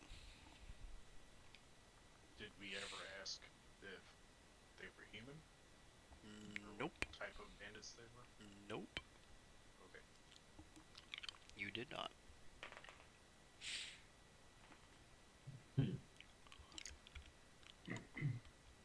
Grizzly. You are on the road, Grizzly. Oh, I is didn't know- I didn't not know- I available. didn't know- I thought we were still hanging out. You said we could ask questions of anyone, but I missed the actual starting out point. I think you kind of missed it. No, On the maybe I road was- again. I was just repeating his name because I thought, oh, what a great name. Grizzly. Maybe I'll write a ballad of Grizzly. The Ballad of Grizzly. Well, there you go. You can perform it on our next night. Just take that grizzly pot and make it Merrick.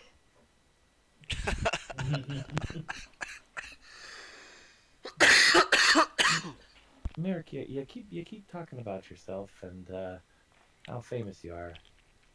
What in the world did you do to get famous? Well, I make stuff, and I've got a whole, well, I had a village. My memory's kind of fuzzy, but I was a big deal. So, what do you make? Everything. I've got blacksmith tools, I got weaver's tools, I've got leatherworker's tools, I made this shield and this bow, and these javelins, and my boomerang. Always good to meet a fellow craftsman. Yeah, me pa was a craftsman, but I just couldn't deal with it. Wasn't interesting to me. Mirror cuffs.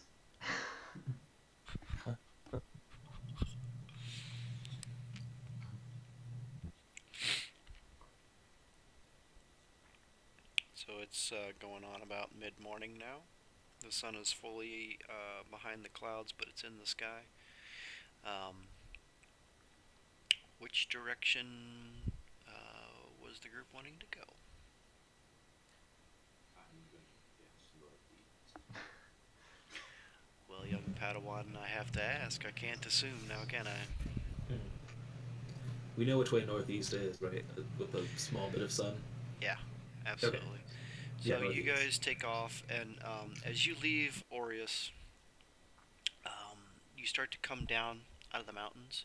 Aureus is the highest capital on the continent, and basically you spend the next 4 or 5 hours at about a 10% grade, 8 to 10% grade, coming down out of the mountains on a very, very well laid road. We're talking like granite cobblestone essentially coming down out of the mountains. And it's just this long sweeping turn, basically coming down between two mountain ranges. And you just see this endless valley in front of you, as far as you can see. And go ahead and roll me. Whoever's kind of keeping an eye out for things in front of you. Okay. Would anybody else like to aid Joria in perception? Who will aid me? You can either aid, which will give him her advantage, excuse me, or you can make two separate rolls. Which one would you like to do, group? I would like to use my L5s. Okay, Sorry, what are your L5C? then make two separate rolls, please. You get +6. 12. Go back to the sheet.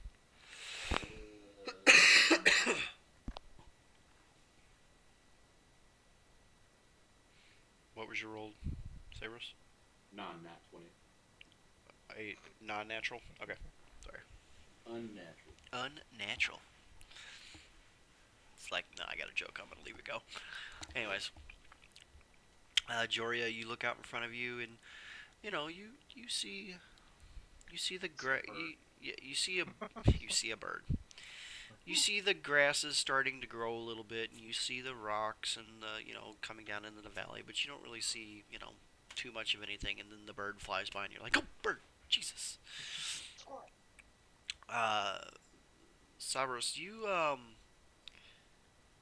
look way the hell out in front of you, and you can just start to see the tail end of the caravans that had left before you in the morning. Oh, yay! So you're making a little bit of progress because you're singular in nature.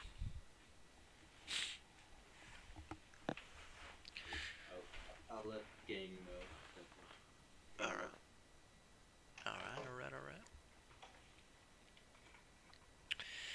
So you guys travel for about another half hour or so.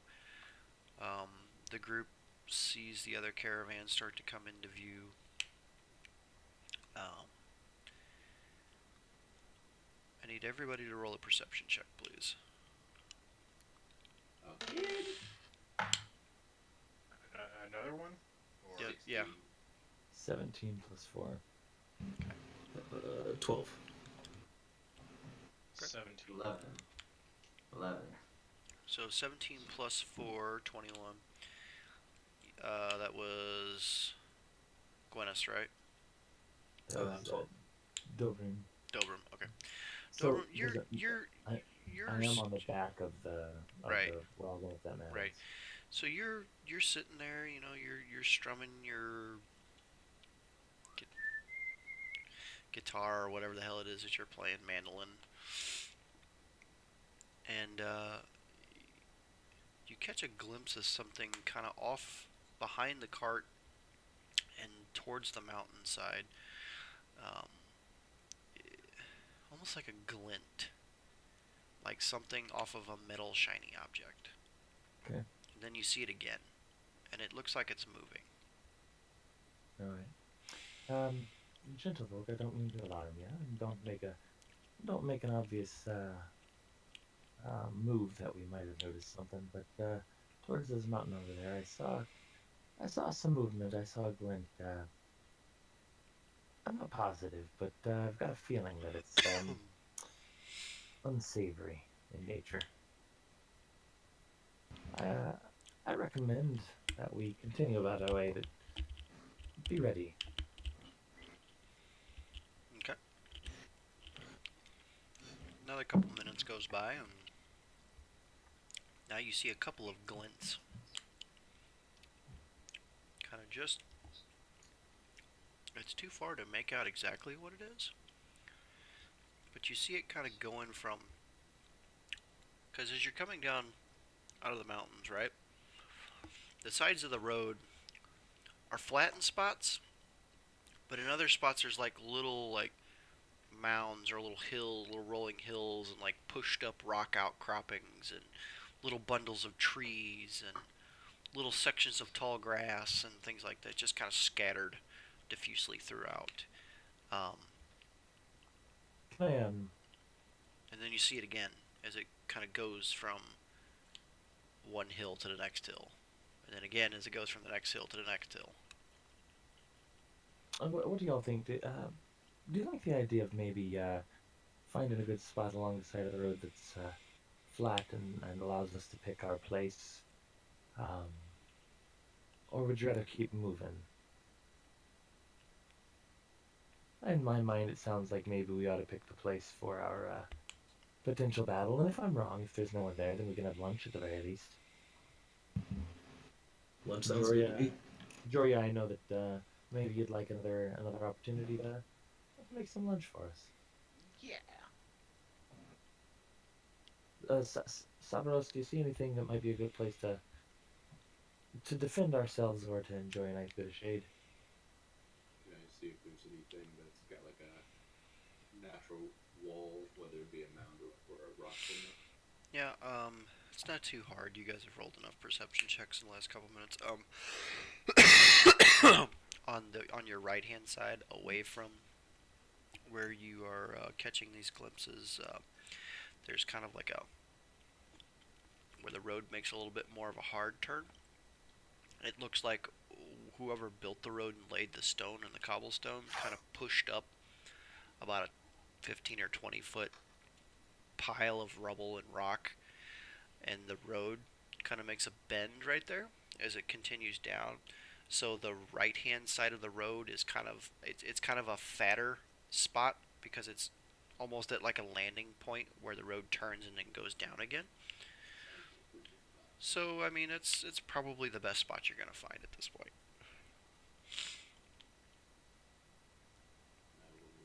I will mobile. I think it's a good position. All right, Doesn't take us too far off the road either. correct. Would it, I don't mean to keep suggesting things, but would it be worth maybe unhitching our horses and making sure that they're getting some grazing done, but also out of the way of any potential damage that we did tell the stable that we take good care of these animals and want to make sure that they're not in the way of any potential damage. And you did murder that guy that you promised. No, he murdered his little fucking hobo friend. He didn't Oh, murder right. that Well, we don't know that. guy. Exactly. Mm-hmm. But I tell you, I don't want to move Flick and Flack. Last time I tried to do anything with Flick, I fell on the arse. I hope they're good horses. They won't bolt away. Well, I mean, you got somebody who could, yeah, you don't know that. Nope. Never Right. mind. Never mind. I can sing, but I'm not very good with animals. Is anyone better with animals that maybe might be able to? I'm sure I could handle it. I appreciate that. You're a good lad. Looks like one of them unhitched and fed. Yeah, just out of the way of any potential damage. Or like I said, if I'm wrong about seeing what I thought I saw, at the very least they get a bit of a rest. No. I'm gonna start unhitching the horses and lead them towards some food where I can tether them to a tree in the area. Easy enough. Some graves. Just kind of off where the road turns and goes down a little bit further. Off to the side, you find a sufficient enough tree with a little bit of grass kind of at the base of it. Yeah, It's it would kind of look natural. tucked away. Look natural. I will I am a natural. let that speak with animals again, though. Okay, go ahead. Can't speak to different black and let them know that the problem has been taken. Oh well, we really do appreciate that, sir. Just It's- remember your end of that bargain, right? Yeah, absolutely. It'll just be nice not to, well, not to get my horse bits touched when I don't want to. When you want to, right? That's right. That's right. It's mighty rude of people not to ask. Okay. So, just so you know, I don't know if you've caught on yet. We're just taking this cart down to Lurie. Hopefully, just picking up some stuff and coming back. But if anything goes sideways, or do I have to worry about you getting spooked and running off? Not if you keep us out of the way, no. You're too valuable for me to let you get injured. Well, that's mighty kind of you. That's very cute, whoever drew the wagon. Alright. Eat your grass or whatever the fuck it is you horses do. We're gonna get some sleep. You just kind of hear the. They just go on about their way, eating the grass there at the base of the tree. So, set up or arrange yourselves however you would like. Make your plans. Figure your stuff out.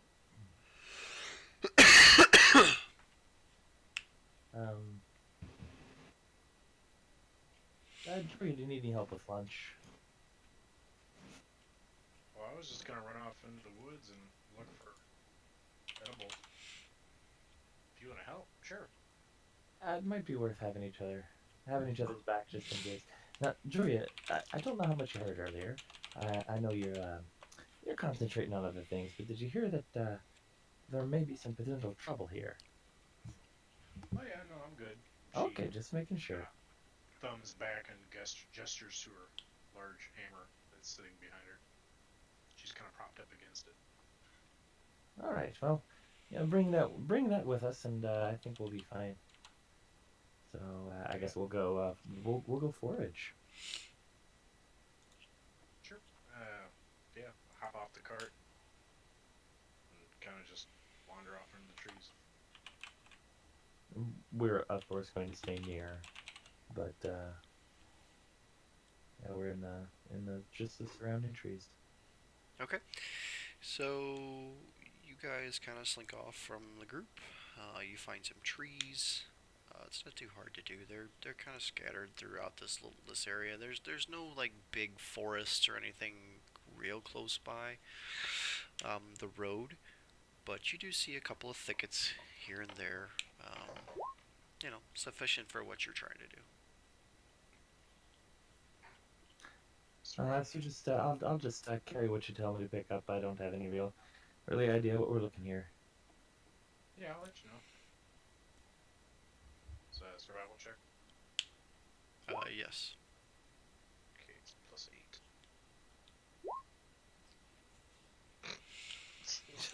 +8. Man, Troy.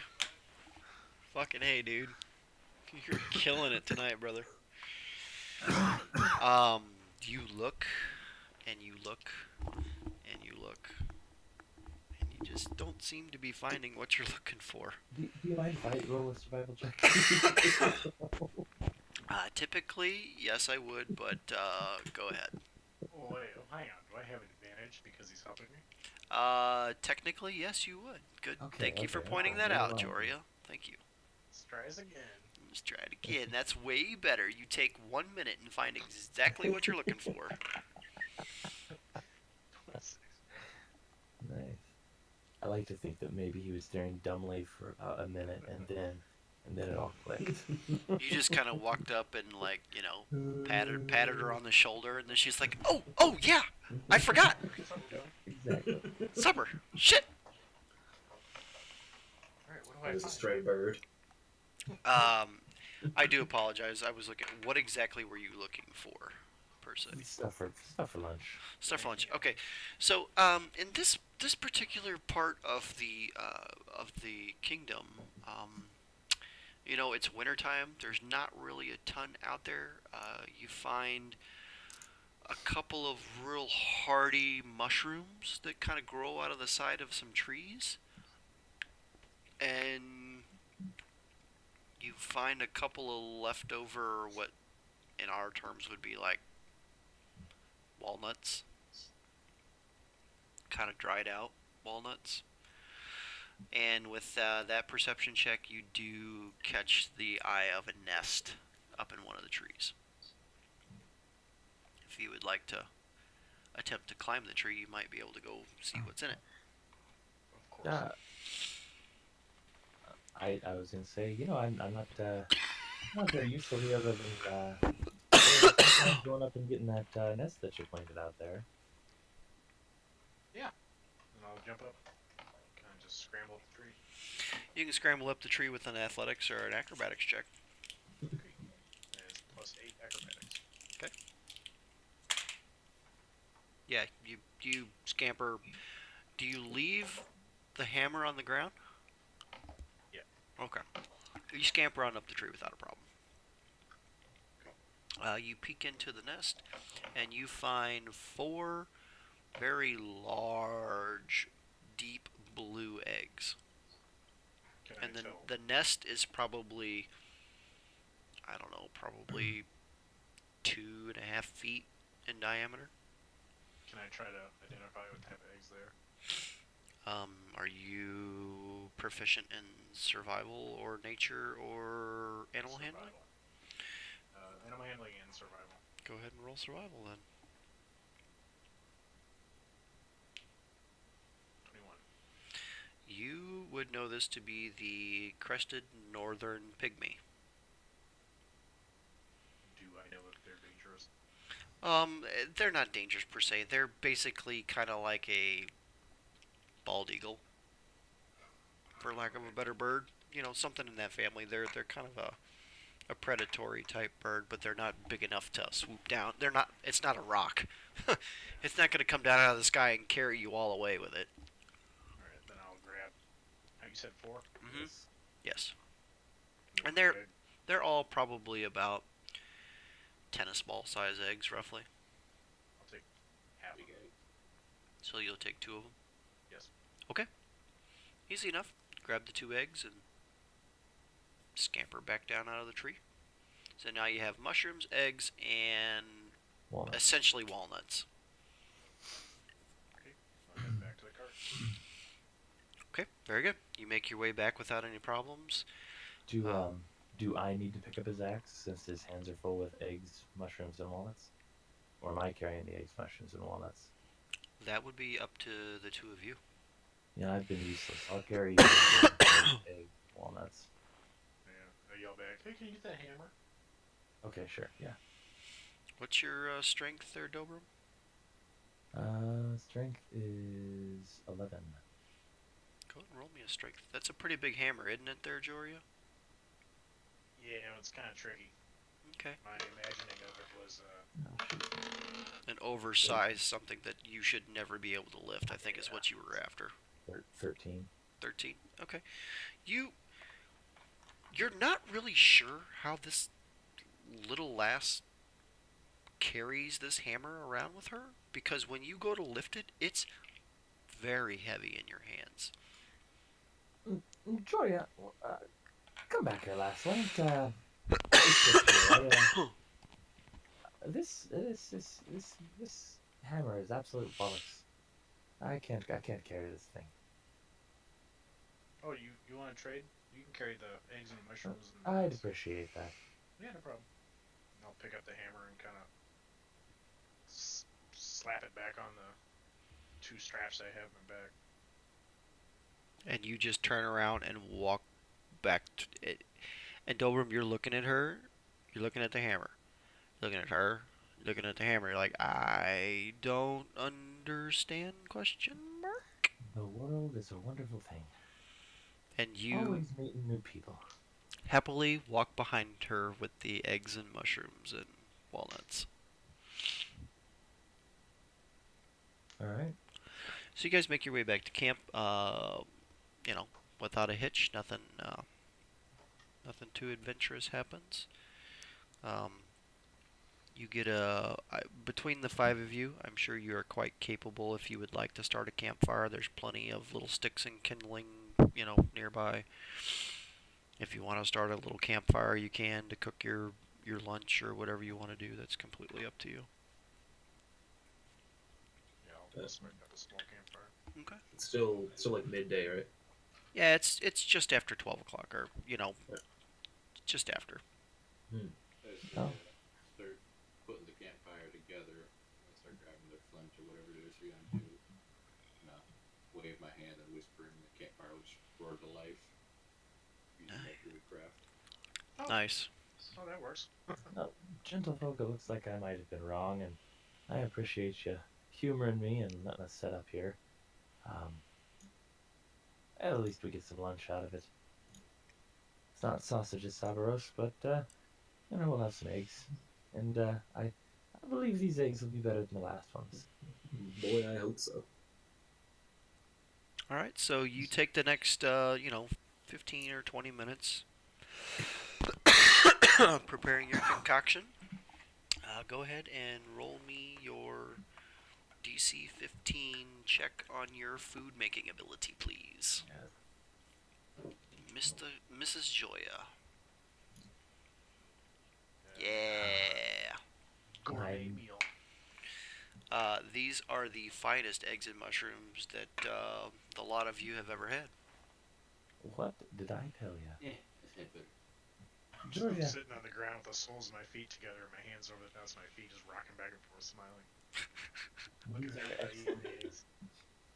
Excellent eggs. Thanks. See, I told you. What spices did you use this time? Because I would highly suggest using these rather than the ones you used for breakfast. No, I didn't use any. We just found these out in the woods. I would suggest not using any from now on. Okay. At this time, Merrick, as you're sitting there quietly for the first time ever, eating your eggs and, just kind of taking the scenery in and whatnot, you feel like your vision kind of leaves you for just a moment, right? And you go into sort of a daydream. And in a flash, you see a crossbow bolt zip past your face and embed into the side of into the cart. And then you pop back out of it.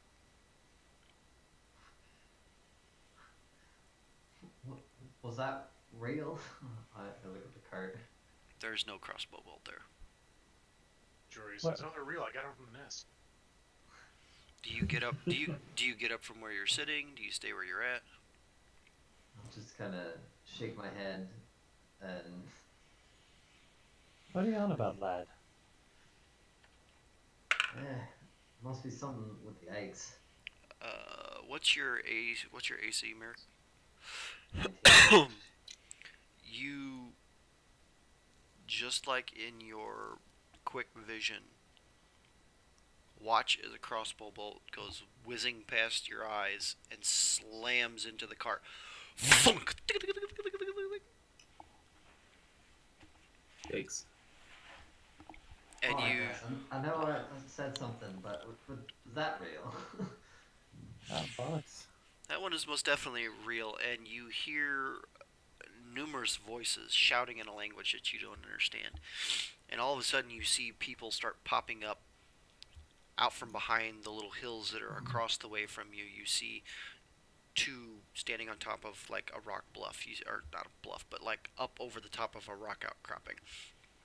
You see two come charging out from around the corner of a little hill. You see two more pop up out of like what looked like grass or something, coming up over the road at you. You see two more coming behind them and two more coming behind them.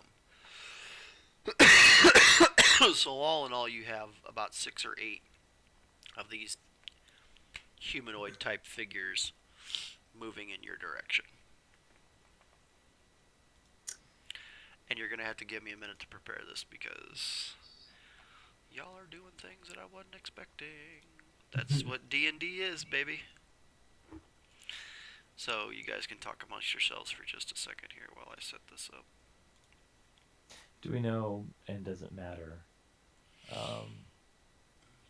where we're all standing in relation to the fire? You all can decide that right now while I'm setting this up.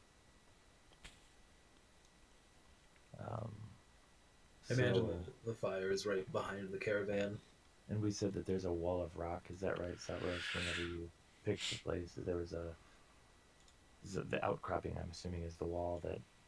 So There are 2 on that hill. there are 2 on that, and then the other 2 are on the other side of the caravan. Or I'm sorry, I'm trying to understand. I imagine we're surrounded. Okay.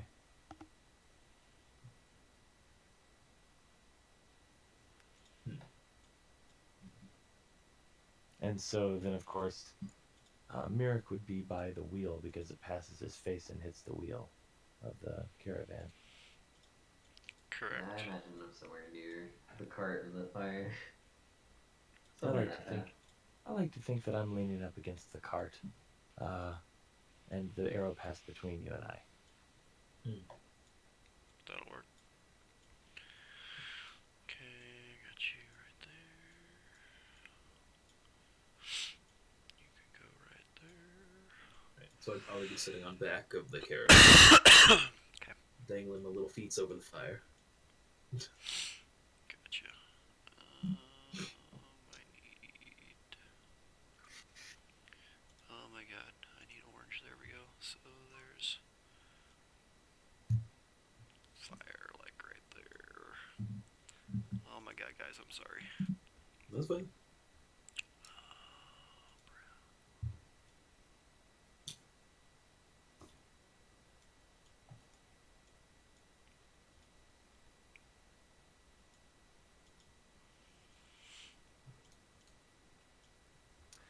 This is easier than I thought it was going to be in some ways, and really challenging. my brain on my 3rd whiskey is It'll Getting happen. more and more dwarven. Just lean into it. Just put your soul into it. Acting. Need 3 more whiskeys. You'll be alright. Alright, now. I think. Oh, go ahead.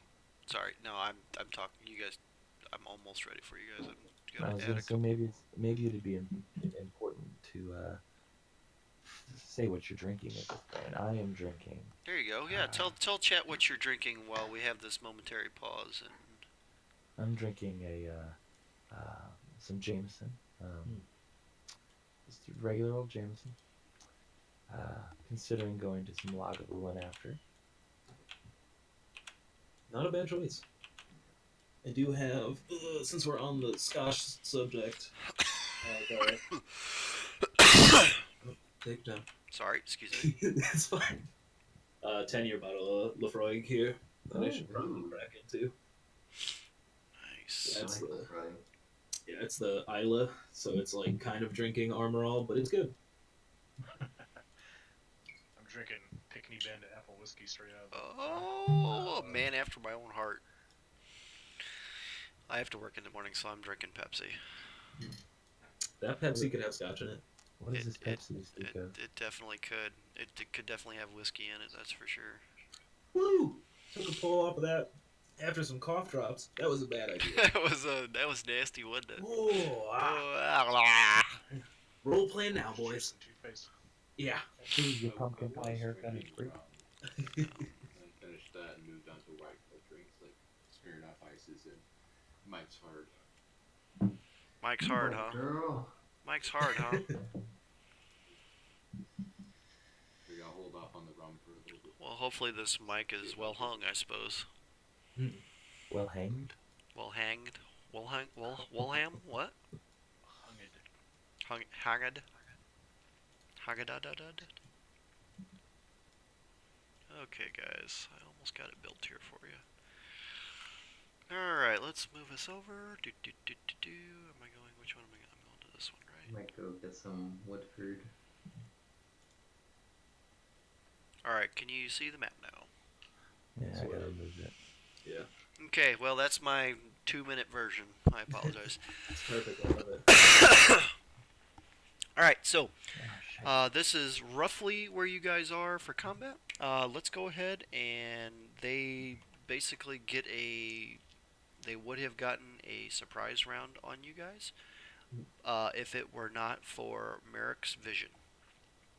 So, what I would like you to do is everybody roll initiative. Is that Make sure you click on D20? your character. Are we using the on-screen one? We're or not is- using. No, we're not using on Okay. screen because I'm shitty and not using it. So No. uh, I'm gonna roll a group one for them guys, just so you know. Yeah, 22. Got a 9. Okay, I will ask in just a second. Everybody get their number. 25 to 20. 22. Joria. I need to write Joria. 22. Okay. 15 to 20. 18. That was. And I apologize for being a dummy. So, is there a bonus for initiative? Anywhere? Because you said 20 to 25. Yeah, correct. Your dex gives you a bonus to initiative in feats. Thank you. Okay, so then I'm okay. Okay, I'm with you. Right. So we're at 15 to 20. Cerberus was at a 18. Was that correct? Yes. Okay. 10 to 15. It'd be 14. me. 14. Who was me? Dobrim. Dope. And Gwyneth. 14, both of you? Yep. Okay, so you'll go at the same time. In my game, guys, if you have the same initiative, I will allow you guys to choose what you want to do. You can either go simultaneously or you can go one or the other, and you can choose which one you'd like to do. I'm not going to use dex to Okay. determine that. 10 to 5. Me, Mirk, Merrick, what are you? 9. Merrick is a 9. Rounding it out. And is that everybody? 1, 2, 3, 4, 5. Yes. Okay. So top of the round we have Joria. I'm gonna go directly north to the two gentlemen with the sticks. Okay. I don't know what Just so you know, that's okay. This guy, these two are Mhm. archers. These Yeah. guys are melee fighters essentially, and these guys down here are archers as well. Gotcha. Yeah, I'll run directly up. Okay. Do you have the ability to move your character by chance? No. You do not. Okay. Ping on the map where you'd like to go, and what is your movement? Clicking, but it's not working. 45 feet. 45. Okay, so you can go into melee with these two guys right here. So I'll just put you right there. Yep. Which one would you like to attack first? The one above me. Directly in front of you. Okay. Yep. All right. Go ahead and roll for an attack. So I'll swing the hammer. It's a +6 to hit. That definitely hits. It's a D8 +4. Okay. So 12. So it's 12 total. Yes. All right. And how many attacks do you get per round at level 3? 1, but I can You can key point to do unarmed either as a- unarmed as a bonus. key Oh. point to do flurry of blows was 2 unarmed attacks, but I can do as a bonus action an unarmed attack. Okay. So, do you want to use your bonus attack? Bonus action attack? Yeah, I'll use bonus without key point. Okay, cool. All right, so you guys see. Excuse me. You see this young, little, not very big girl with this giant ass hammer, and in the blink of an eye, she is off the ground and in their face. She rips it off her back, swinging around one time, and cleaves downward across the shoulder through the neck, and literally breaks the first archer's neck. I mean, she literally just breaks it. Snap. Snaps through the neck, snaps through the collarbone, and he just crumples to the ground. Go ahead and roll for your unarmed strike against the other archer. You overpowered little thing, you. As you swing down, smoking the first one, you let go of it with your right hand, and you basically just turn your fist and go, bah! Like that, and you jab him basically right in the side of the face. Go ahead and roll your damage on the unarmed strike. 8. You kill the first one, jab the second one right in the face, and you can just see him like let go of his bow, and he's just like standing there shaking his face like, oh my god, what the hell just happened? Oh, Looking malevolent. looking real rough. So, Joria Badass, is there anything else you'd like to do with your turn? No, that's it. But Okay. If I made an unarmed strike, I gain +2 to AC till the end of the turn. Okay. And then Duly next turn, noted. What does that make your AC so I can write it down? 20. 20. Alright. Okay, thank you. Make sure you remind me of that. Okay, that ends your turn. Next on the initiative list is Sabros. So I'd like to cast Ice Smack on this one. Okay, go ahead. Is that a DC save or is that a spell attack? It's but hold on. Okay. So Oh, that's right, because it 15 to shatters, hit. doesn't it? 15 to hit. 15 hits. Go ahead.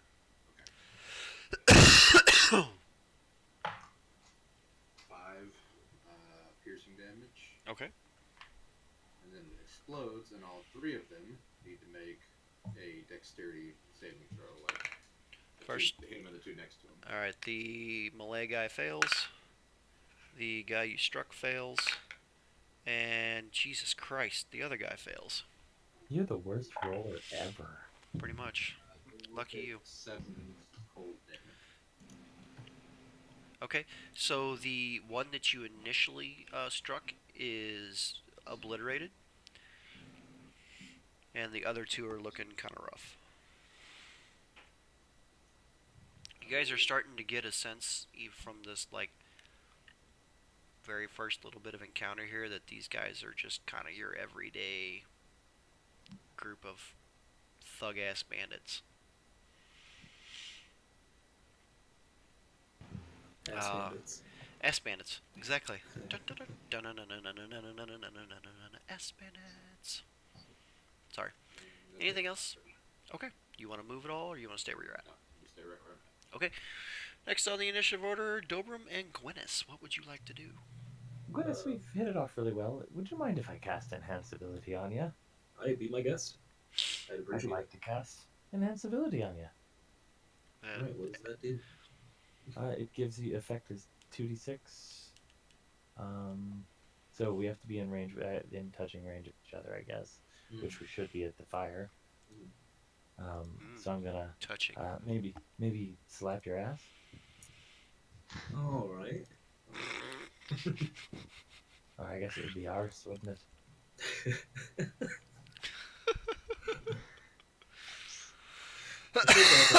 Whiskeys.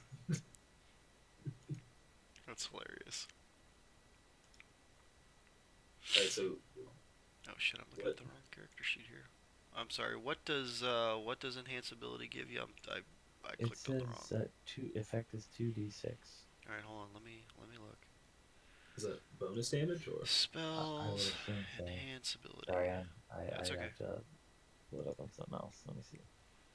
Touch a creature upon its magical bears endurance. The target has advantage on Constitution checks. It also gains 2d6 temporary hit. Bull's strength. The target has advantage on strength checks. Cat's grace. The target has advantage on dexterity checks.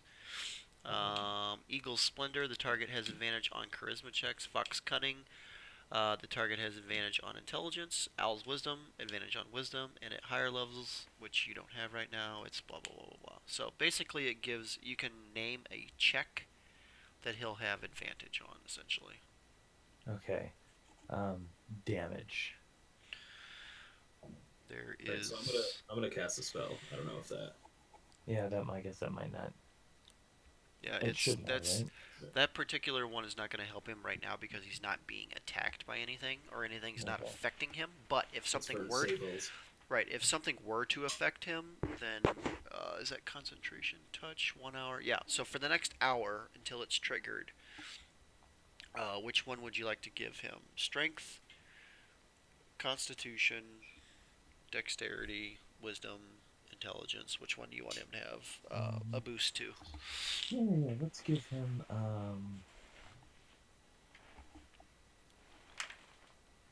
Let's give him. Let's give him Bear's Endurance. Okay, very good. So I'm gonna roll. Where the frock did I put those? Cool. I seem to be missing a bunch of d6s. Yay! Oh, they're there. Gwyneth, go ahead and mark down that you have an extra 11 hit points. 8. Well, thank you. And those will disappear as soon as the full rest or they are taken by damage. Sorry, you said it was 12? 11. 11. Okay. It's a temp HP thing. Nice. This is cool. Alright, that is an action, correct? Yep. Alright, is there a bonus action or anything that you need to do? Let me see here. Sorry, I'm still learning the. That's okay. I believe as a bonus action you can inspire someone if you really want to. But do remember at low levels you only have so much inspiration to hand out. Yeah. I think that as an action, that's fine. We're handling these guys. There's no reason to waste it. Alright, Gwyneth, it's your go. Alright, so who's still alive here? Let me mark out the ones that are dead.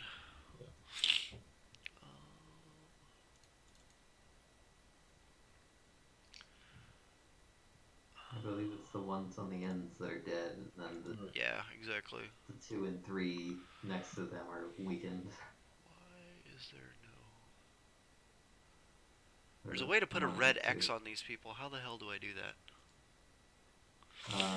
Click on the token, there's a settings thing, and then there's a marker. It's on the top right of the marker menu. Top right of the marker menu. Alright, hold on. It's one of those little bubbles in the bottom of the radial menu.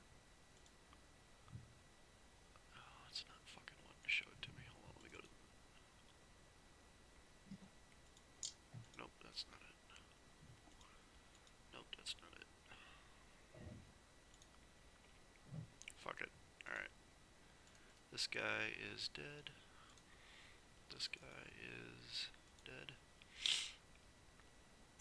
Everybody else is this guy, this guy, this guy, not hurt. Mhm. This one and this one are really hurt, and this one is really hurt. Okay, so I'm gonna cast second level Guiding Bolt. Okay. Can I see this guy from where I am in the caravan? Yeah.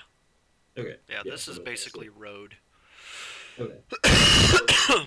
I wasn't sure if I could see him. I'm behind. utilizing a map that wasn't for this, so I just kind of pieced it together. Yeah. Okay. So now, what am I rolling? 20?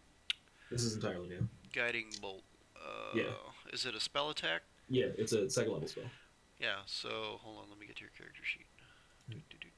So we all learn together. 8 plus proficiency plus wisdom.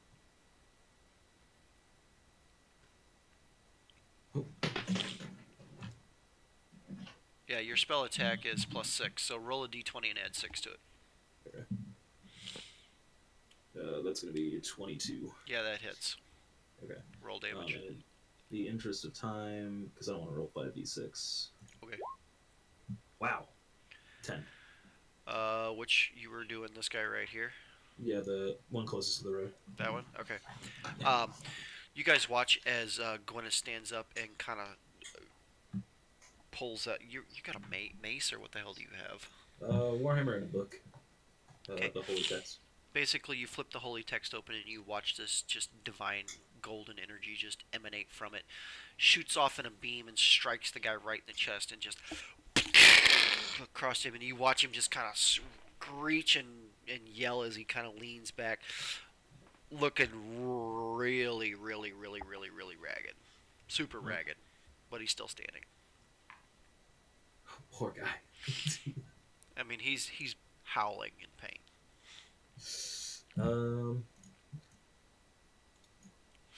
So what are bonus actions? Bonus action is Just to play the TLDR. TLDR bonus action is like rogues have different abilities that they can activate on a bonus action. Bards can inspire people with a bonus action. Some minor healing spells are bonus actions. Bonus. Yeah, I could utilize. You could utilize a bonus action to turn and tell somebody something. Yeah. Okay. So it's small stuff. Yeah, I have Yeah. nothing that I can put him out of his misery with. So. Okay, very good. In that case, we are now down to their turn. They rolled an 11. So, the archer that is standing next to Joria, who just got the shit beat out of him, is going to attempt to turn around and run the fuck away. So you will get an attack of opportunity, Joria. Could you please take that for me? 16. That hits. Go ahead and roll damage for me with your hammer. That's 10. Yeah, he's dead. As he turns to flee, he drops his bow and turns to run, and as soon as he turns, your instincts kick in, and you flip the hammer around, and you just cut his feet out from under him, but when you do, you essentially break his legs in pieces. And he just falls to the ground and bleeds out inside of his legs and his pelvis. Just a slow bleed out death. Question for you. Yep. Is the bow he dropped a crossbow or a regular bow? It's just a regular ratty old short bow. Okay. I need to delete this. Well, okay, fuck it. We'll just do it this way then. Boop. Okay. So this guy here is going to move. He's actually not going to move. He's in a lot of pain. He's actually on his knees. This guy, seeing his buddies get fucking annihilated, is going to turn around and attempt to flee. And he's going to go this way. Same with this guy. He's going to turn and flee. This guy as well.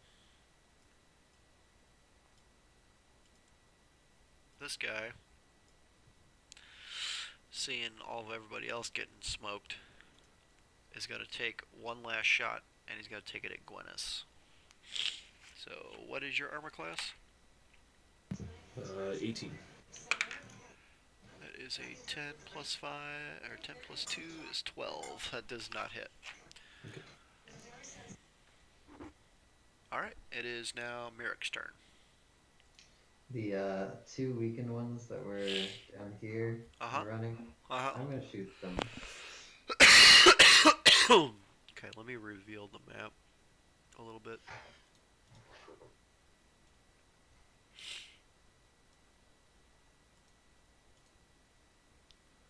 Hello? Fucking roll 20, do what I ask. Okay, what's your range on your ranged attack? It is 150 to 600 feet. Yeah, I'd say you're just fine. Which one would you like to shoot at? Let's start with this one. Okay, go ahead and roll for an attack, please. I guess that's a 12. Okay, that hits. It'll do 7 damage. He falls face first into the mud. Alright. And then I'm gonna action surge and shoot the other one. Okay, go ahead. The 24. He also falls face first into the mud. Yay! I meant to add flavor by pulling the arrow out of the cart and shooting. Why not? That's my turn. Oh, okay. I'm sorry. I thought you had one last one. My bad.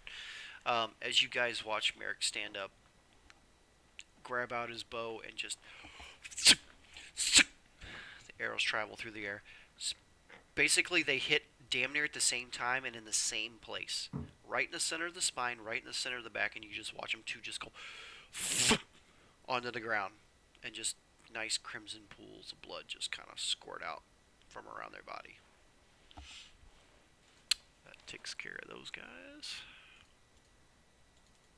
Back to the top of the round, we have Joria. What would you like to do, darling?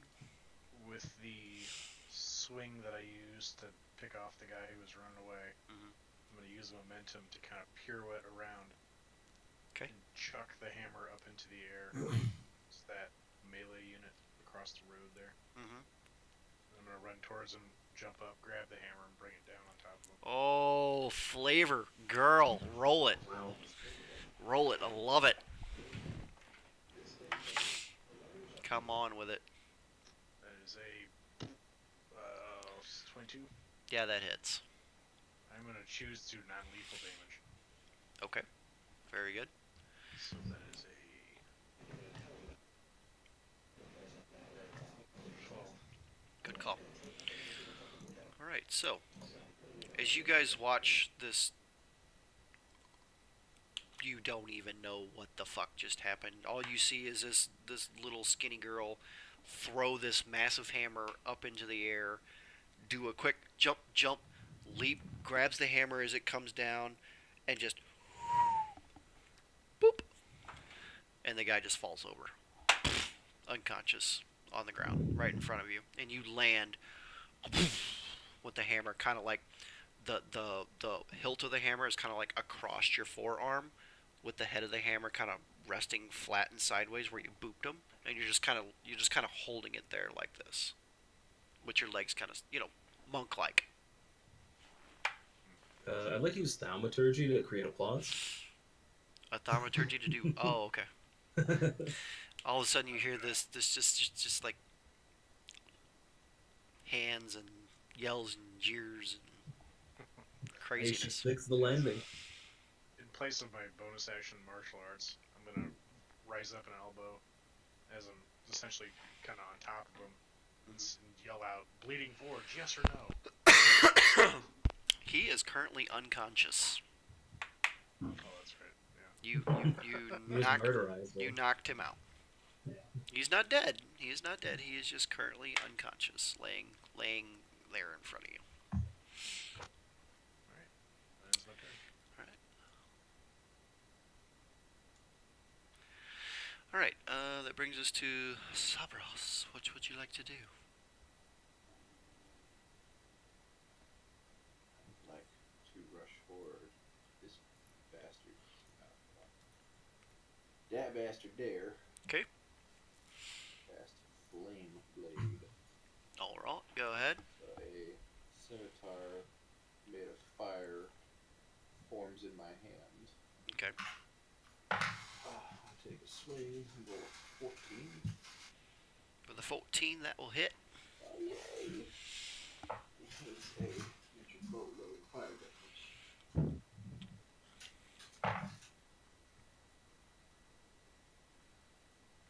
It takes 14 fire damage to the face. You watch as Sabros bounds towards the archer, calls forth this flaming badass sword of fuck all, flips it around, and just with one cut, you watch this sickening orange red flame kind of catch the guy right underneath the chin, and you watch as it just sears a gash right through his throat.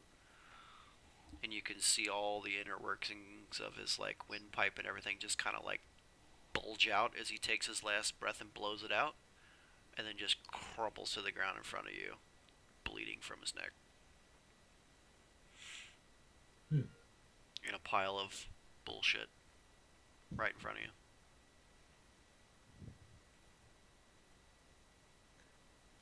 to use fire remaining speed to get to here. Easy enough. Good. All right.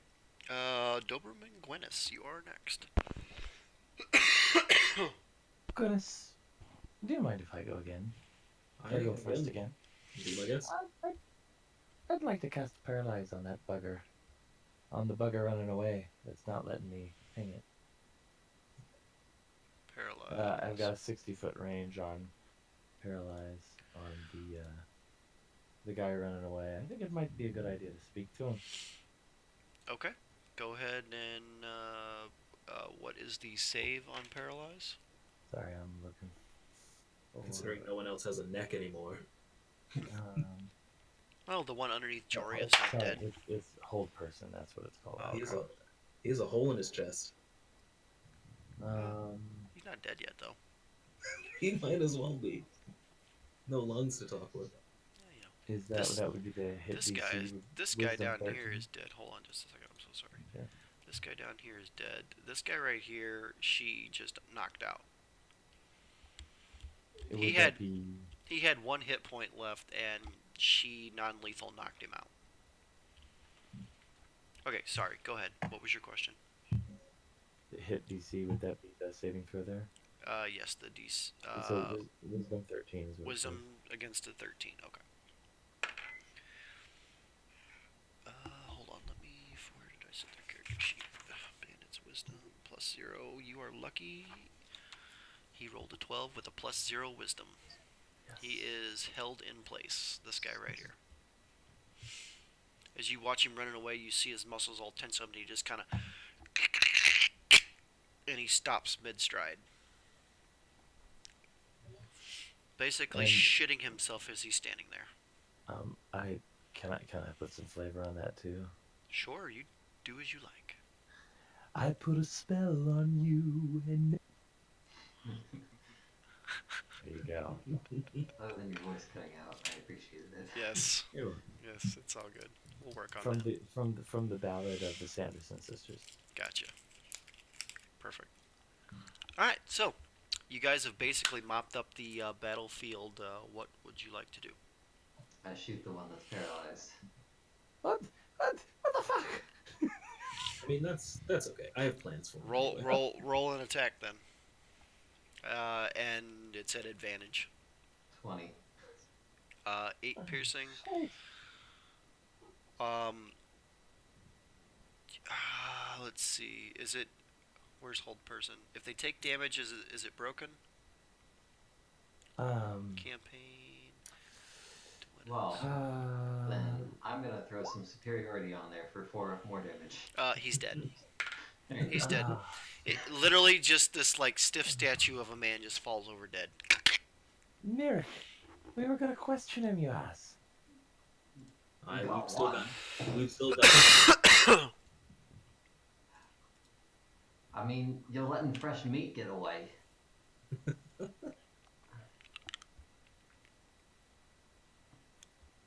We can use this. We've got food for weeks. Merrick, you're the only one who's gonna eat the fucking meat. You guys don't eat this. It's just meat. Not all of us are lizard men. But it's just meat, mate.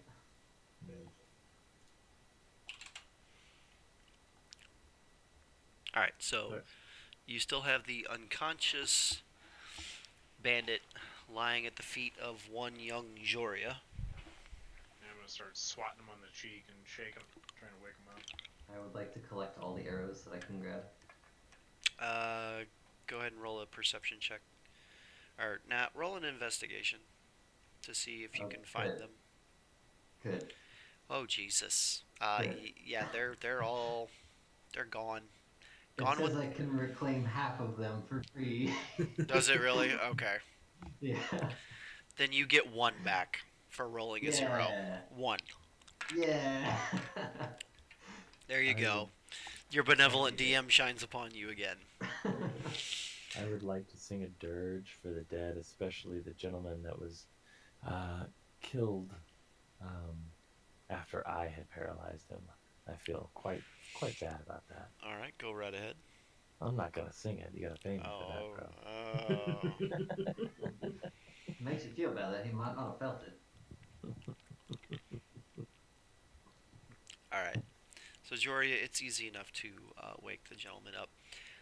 He kind of comes to with a cough and a sputter, and he's like, "Don't, don't kill me! Don't kill, don't kill me! Don't kill me! I'm sorry." As Calm sternly down. as possible, I'm gonna say, Bleeding Forge, yes or no? What, what, what the fuck are you talking about? Are you the Bleeding Forge? No? Who do you Uh, work for? I'd like to cast Zone of Truth. Okay, go ahead. Do I have to roll for that? What is the save? There's a. I think they get a save against it, don't they? Charisma 13. Charisma 13. Okay. Yeah, he rolled a 2. All right. Would you like to ask him again? Who do you work for? I. Oh. Whew. His name. Hold on a minute. I have a paper. Let me find it.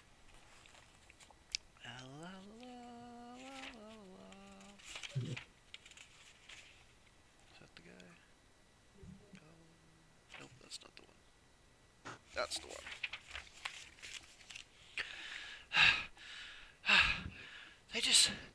They just call him Elroy. Elroy. Elroy. Just labored breathing, like very slow and deep, very not feeling well at all. I'm gonna kind of drop him back onto the ground and kind of just start to wander away. Ugh. Ugh. Oh, all we wanted was all your goods. I didn't mean you no harm. Just doing what I'm told. We collect the shit for Elroy and we get paid. He's just kind of sitting there Okay. with his hands on his knees, just kind of breathing deeply.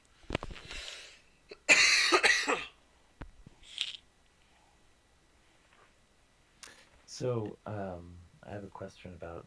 So, what can we do? We can essentially cast or do whatever we feel like in this time period. Correct? Like, Right, there's no initiative order, so essentially, as long as you're not stepping over somebody who's trying to talk, you can do whatever you want. all right. Provided you have the spell slots or Sure. activatable abilities left in your day. Does anyone have any other questions for the bloke? Can we eat him? No, we can't eat him. Oh! You're not gonna eat me! You've got enough food as it is. Please. Please let me go. Please. I mean, Please. I'll Does I'll do anyone anything you else have want. any questions for this lad? do anything you want. Please don't kill me. Please, please, Shut please. up. Does Please. this Elroy have any associates in, what's the town name? Lori? And Lurie? Is that what it is? Yeah. I don't know. I don't know. They just send us out to collect the shit and we take it back to a spot. I don't know. Don't kill me. Don't kill me. I will use my bonus action to resummon my scimitar. Oh, don't kill me. Hold it up against his neck, and demand to be told the rest. I told you everything I know. We take the things from the road and we go just off the way here, and some of his men meet us and they put it in horse-drawn carriages and they take it wherever the hell they take it, I don't know, and they pay us. All right, Severus. I think we've got enough from this lad. You can't tell a lie. that I throw a boomerang at his head. Damn it. Roll for an attack. Fuck. Head. That misses.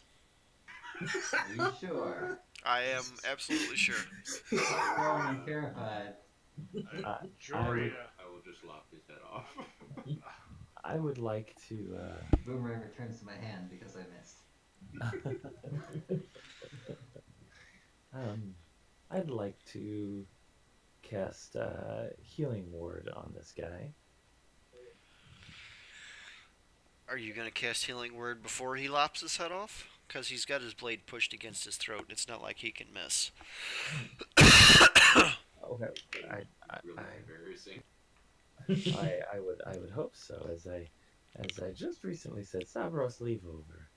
This lad isn't going to tell us anything else. Then he isn't useful to us anymore, is he? I think he is. Is he though? Lad, I'd like you to go back and tell these arseholes that you call bosses to never steal in this area again, or we'll be coming after them. Jory is gonna run over, kind of put her arms out and interdict, and say no. And then I'm gonna turn around towards this thug, and I'm gonna give him 1 ration from my inventory. Okay. I'm gonna say, go back to town, to Orius. I know for a fact the stable needs a new stable hand. You go there, earn an honest living.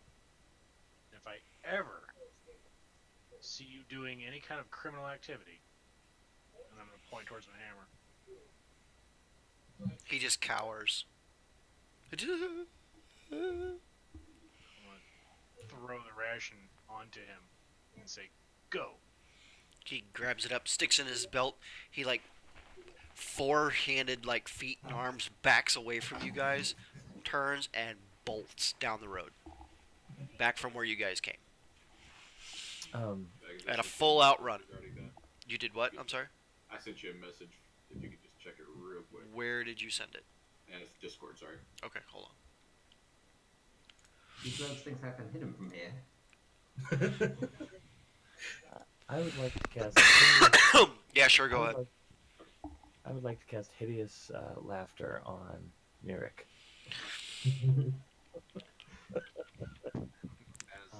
It's a wisdom guys save. firmly believe, I used my last wild shape to transform into a spider and latch onto his back as he flees into the wood. All right. You all watch this happen. Compatriot down. Are you still hideous laughtering me?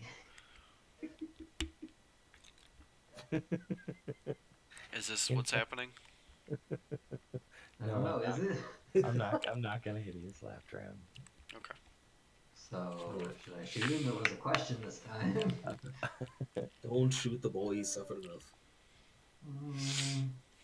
It's a loose end, mate. Yeah, but he's also going back to a town he doesn't know. I That am would have going been to a cast Josh's Hideous Laughter on you. A couple minutes goes by. Sabros. How many minutes? 1 minute. 2 minutes. Okay. Because this Zone of Truth lasts for 10, and we do still have men with legs that I could bring back, though I'm not a fan of it.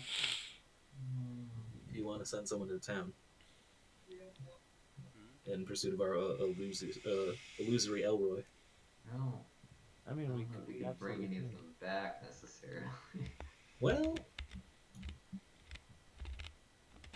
I guess that's DM call. Because one of them, well, can any of them walk? Because the far ones had arrows in their spines. One has no legs. Correct. Two of them have no neck. Correct. The one They're- we sent back was the least dead. I'm gonna go with probably not, in whatever form they would go back in is pretty fuckered up. Okay, well, define stabilized. Stabilized just means you're not dying. Okay, never mind. I'm out of ideas. Okay. I mean, if you stabilize them, I can Healing Word them. I didn't use Does it. that restore limbs? Probably not, but we could stick them on a horse. That's grim. If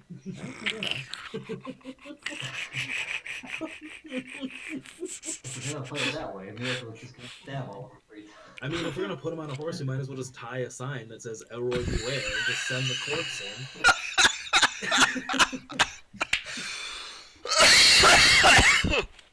Killing the DM is not nice. Are we talking about one of the people who are already dead?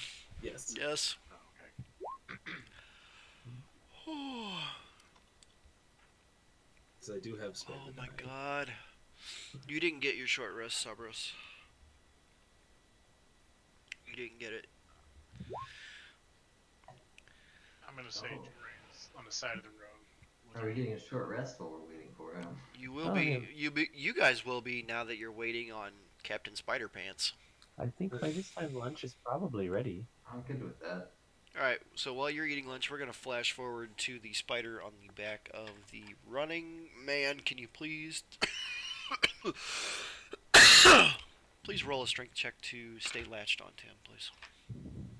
Let me see if I can find a spider's strength. Just add +2. Okay. Being generous. 9. Good enough. Okay. You're on this guy's back. What are you going to do? He's still running, right? Where's he Oh, yeah. running to? No, he's fucking... Where's he running? He's bolting right down the path. Back towards Aureus. He has Okay, not so stopped. He wasn't going off towards the area he was talking about. Nope. Oh, fuck it. I'll jump back off then. Okay. And, actually, hold on. He was telling the truth. He was in the zone of truth. He was told what to do, and he went and did it. Fun fact: a spider's strength score is 2. Yep, it is. So, like, Negative -4. I was essentially not wanting you to roll a 1, so. Oh, gotcha. Okay. Well, then I'm going to revert out of wild form. And stroll on back. And I would like to try to grab him and grapple him to the ground during that, but I don't know if that's possible. Go ahead and make a strength check. Again? To grapple? 15, that's better. 15? Alright. As you bamf out of spider form, you create just enough of a separation between the two of you that he kind of stumbles forward a little bit, and you reach out to snatch him, and you miss. Oh. He rolled an 18 plus 1. How far away from the I'm sorry. fire is this? They're a full minute, so 10 rounds. Okay. That round Many, is many hundreds of feet, if not 1,000 foot. Okay. Well, then I'd like to use my druid to have a druid grow fangs and bite him to death. Okay. Roll for an attack. 17. Yeah, he's dead. Yay! As you, flavor it up, however you want to do it. Yeah, I bite him and I can rip out his tendons. Okay. He falls limply to the ground. The ration comes loose from his belt and scatters off into the leaves. I will waltz back to the party. Okay. Fair enough. Takes you about 5 or 6 minutes to walk back.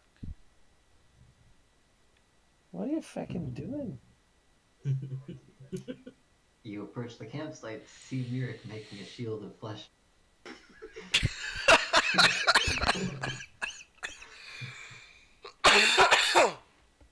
Oh my god. Evros isn't really phased by this. Just unexpected, but not surprising. Anybody need a shield? Jory is on the side of the road thrown up.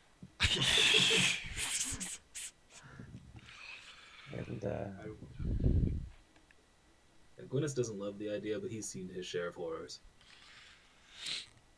Dobrim isn't happy by the lack of honor that these. Yeah, he's not happy. Was this a genuine offer of for a flesh shield? Yeah. Then I will absolutely take one. It qualifies as a regular shield, but I can make them at will on short. It's hilarious. So you guys finish up your short rest and your items of things to do. You kind of banter back and forth and argue a little bit about what was honorable and what's not honorable, and try to get together some sort of plot or idea about what you're going to do to check out this Elroy person. And that's where we're going to leave it. All right. Nice. Good sesh, boys. All right. Say goodbye to Twitch chat, everybody. Thank you for stopping by. Goodbye, me in the future. Good night.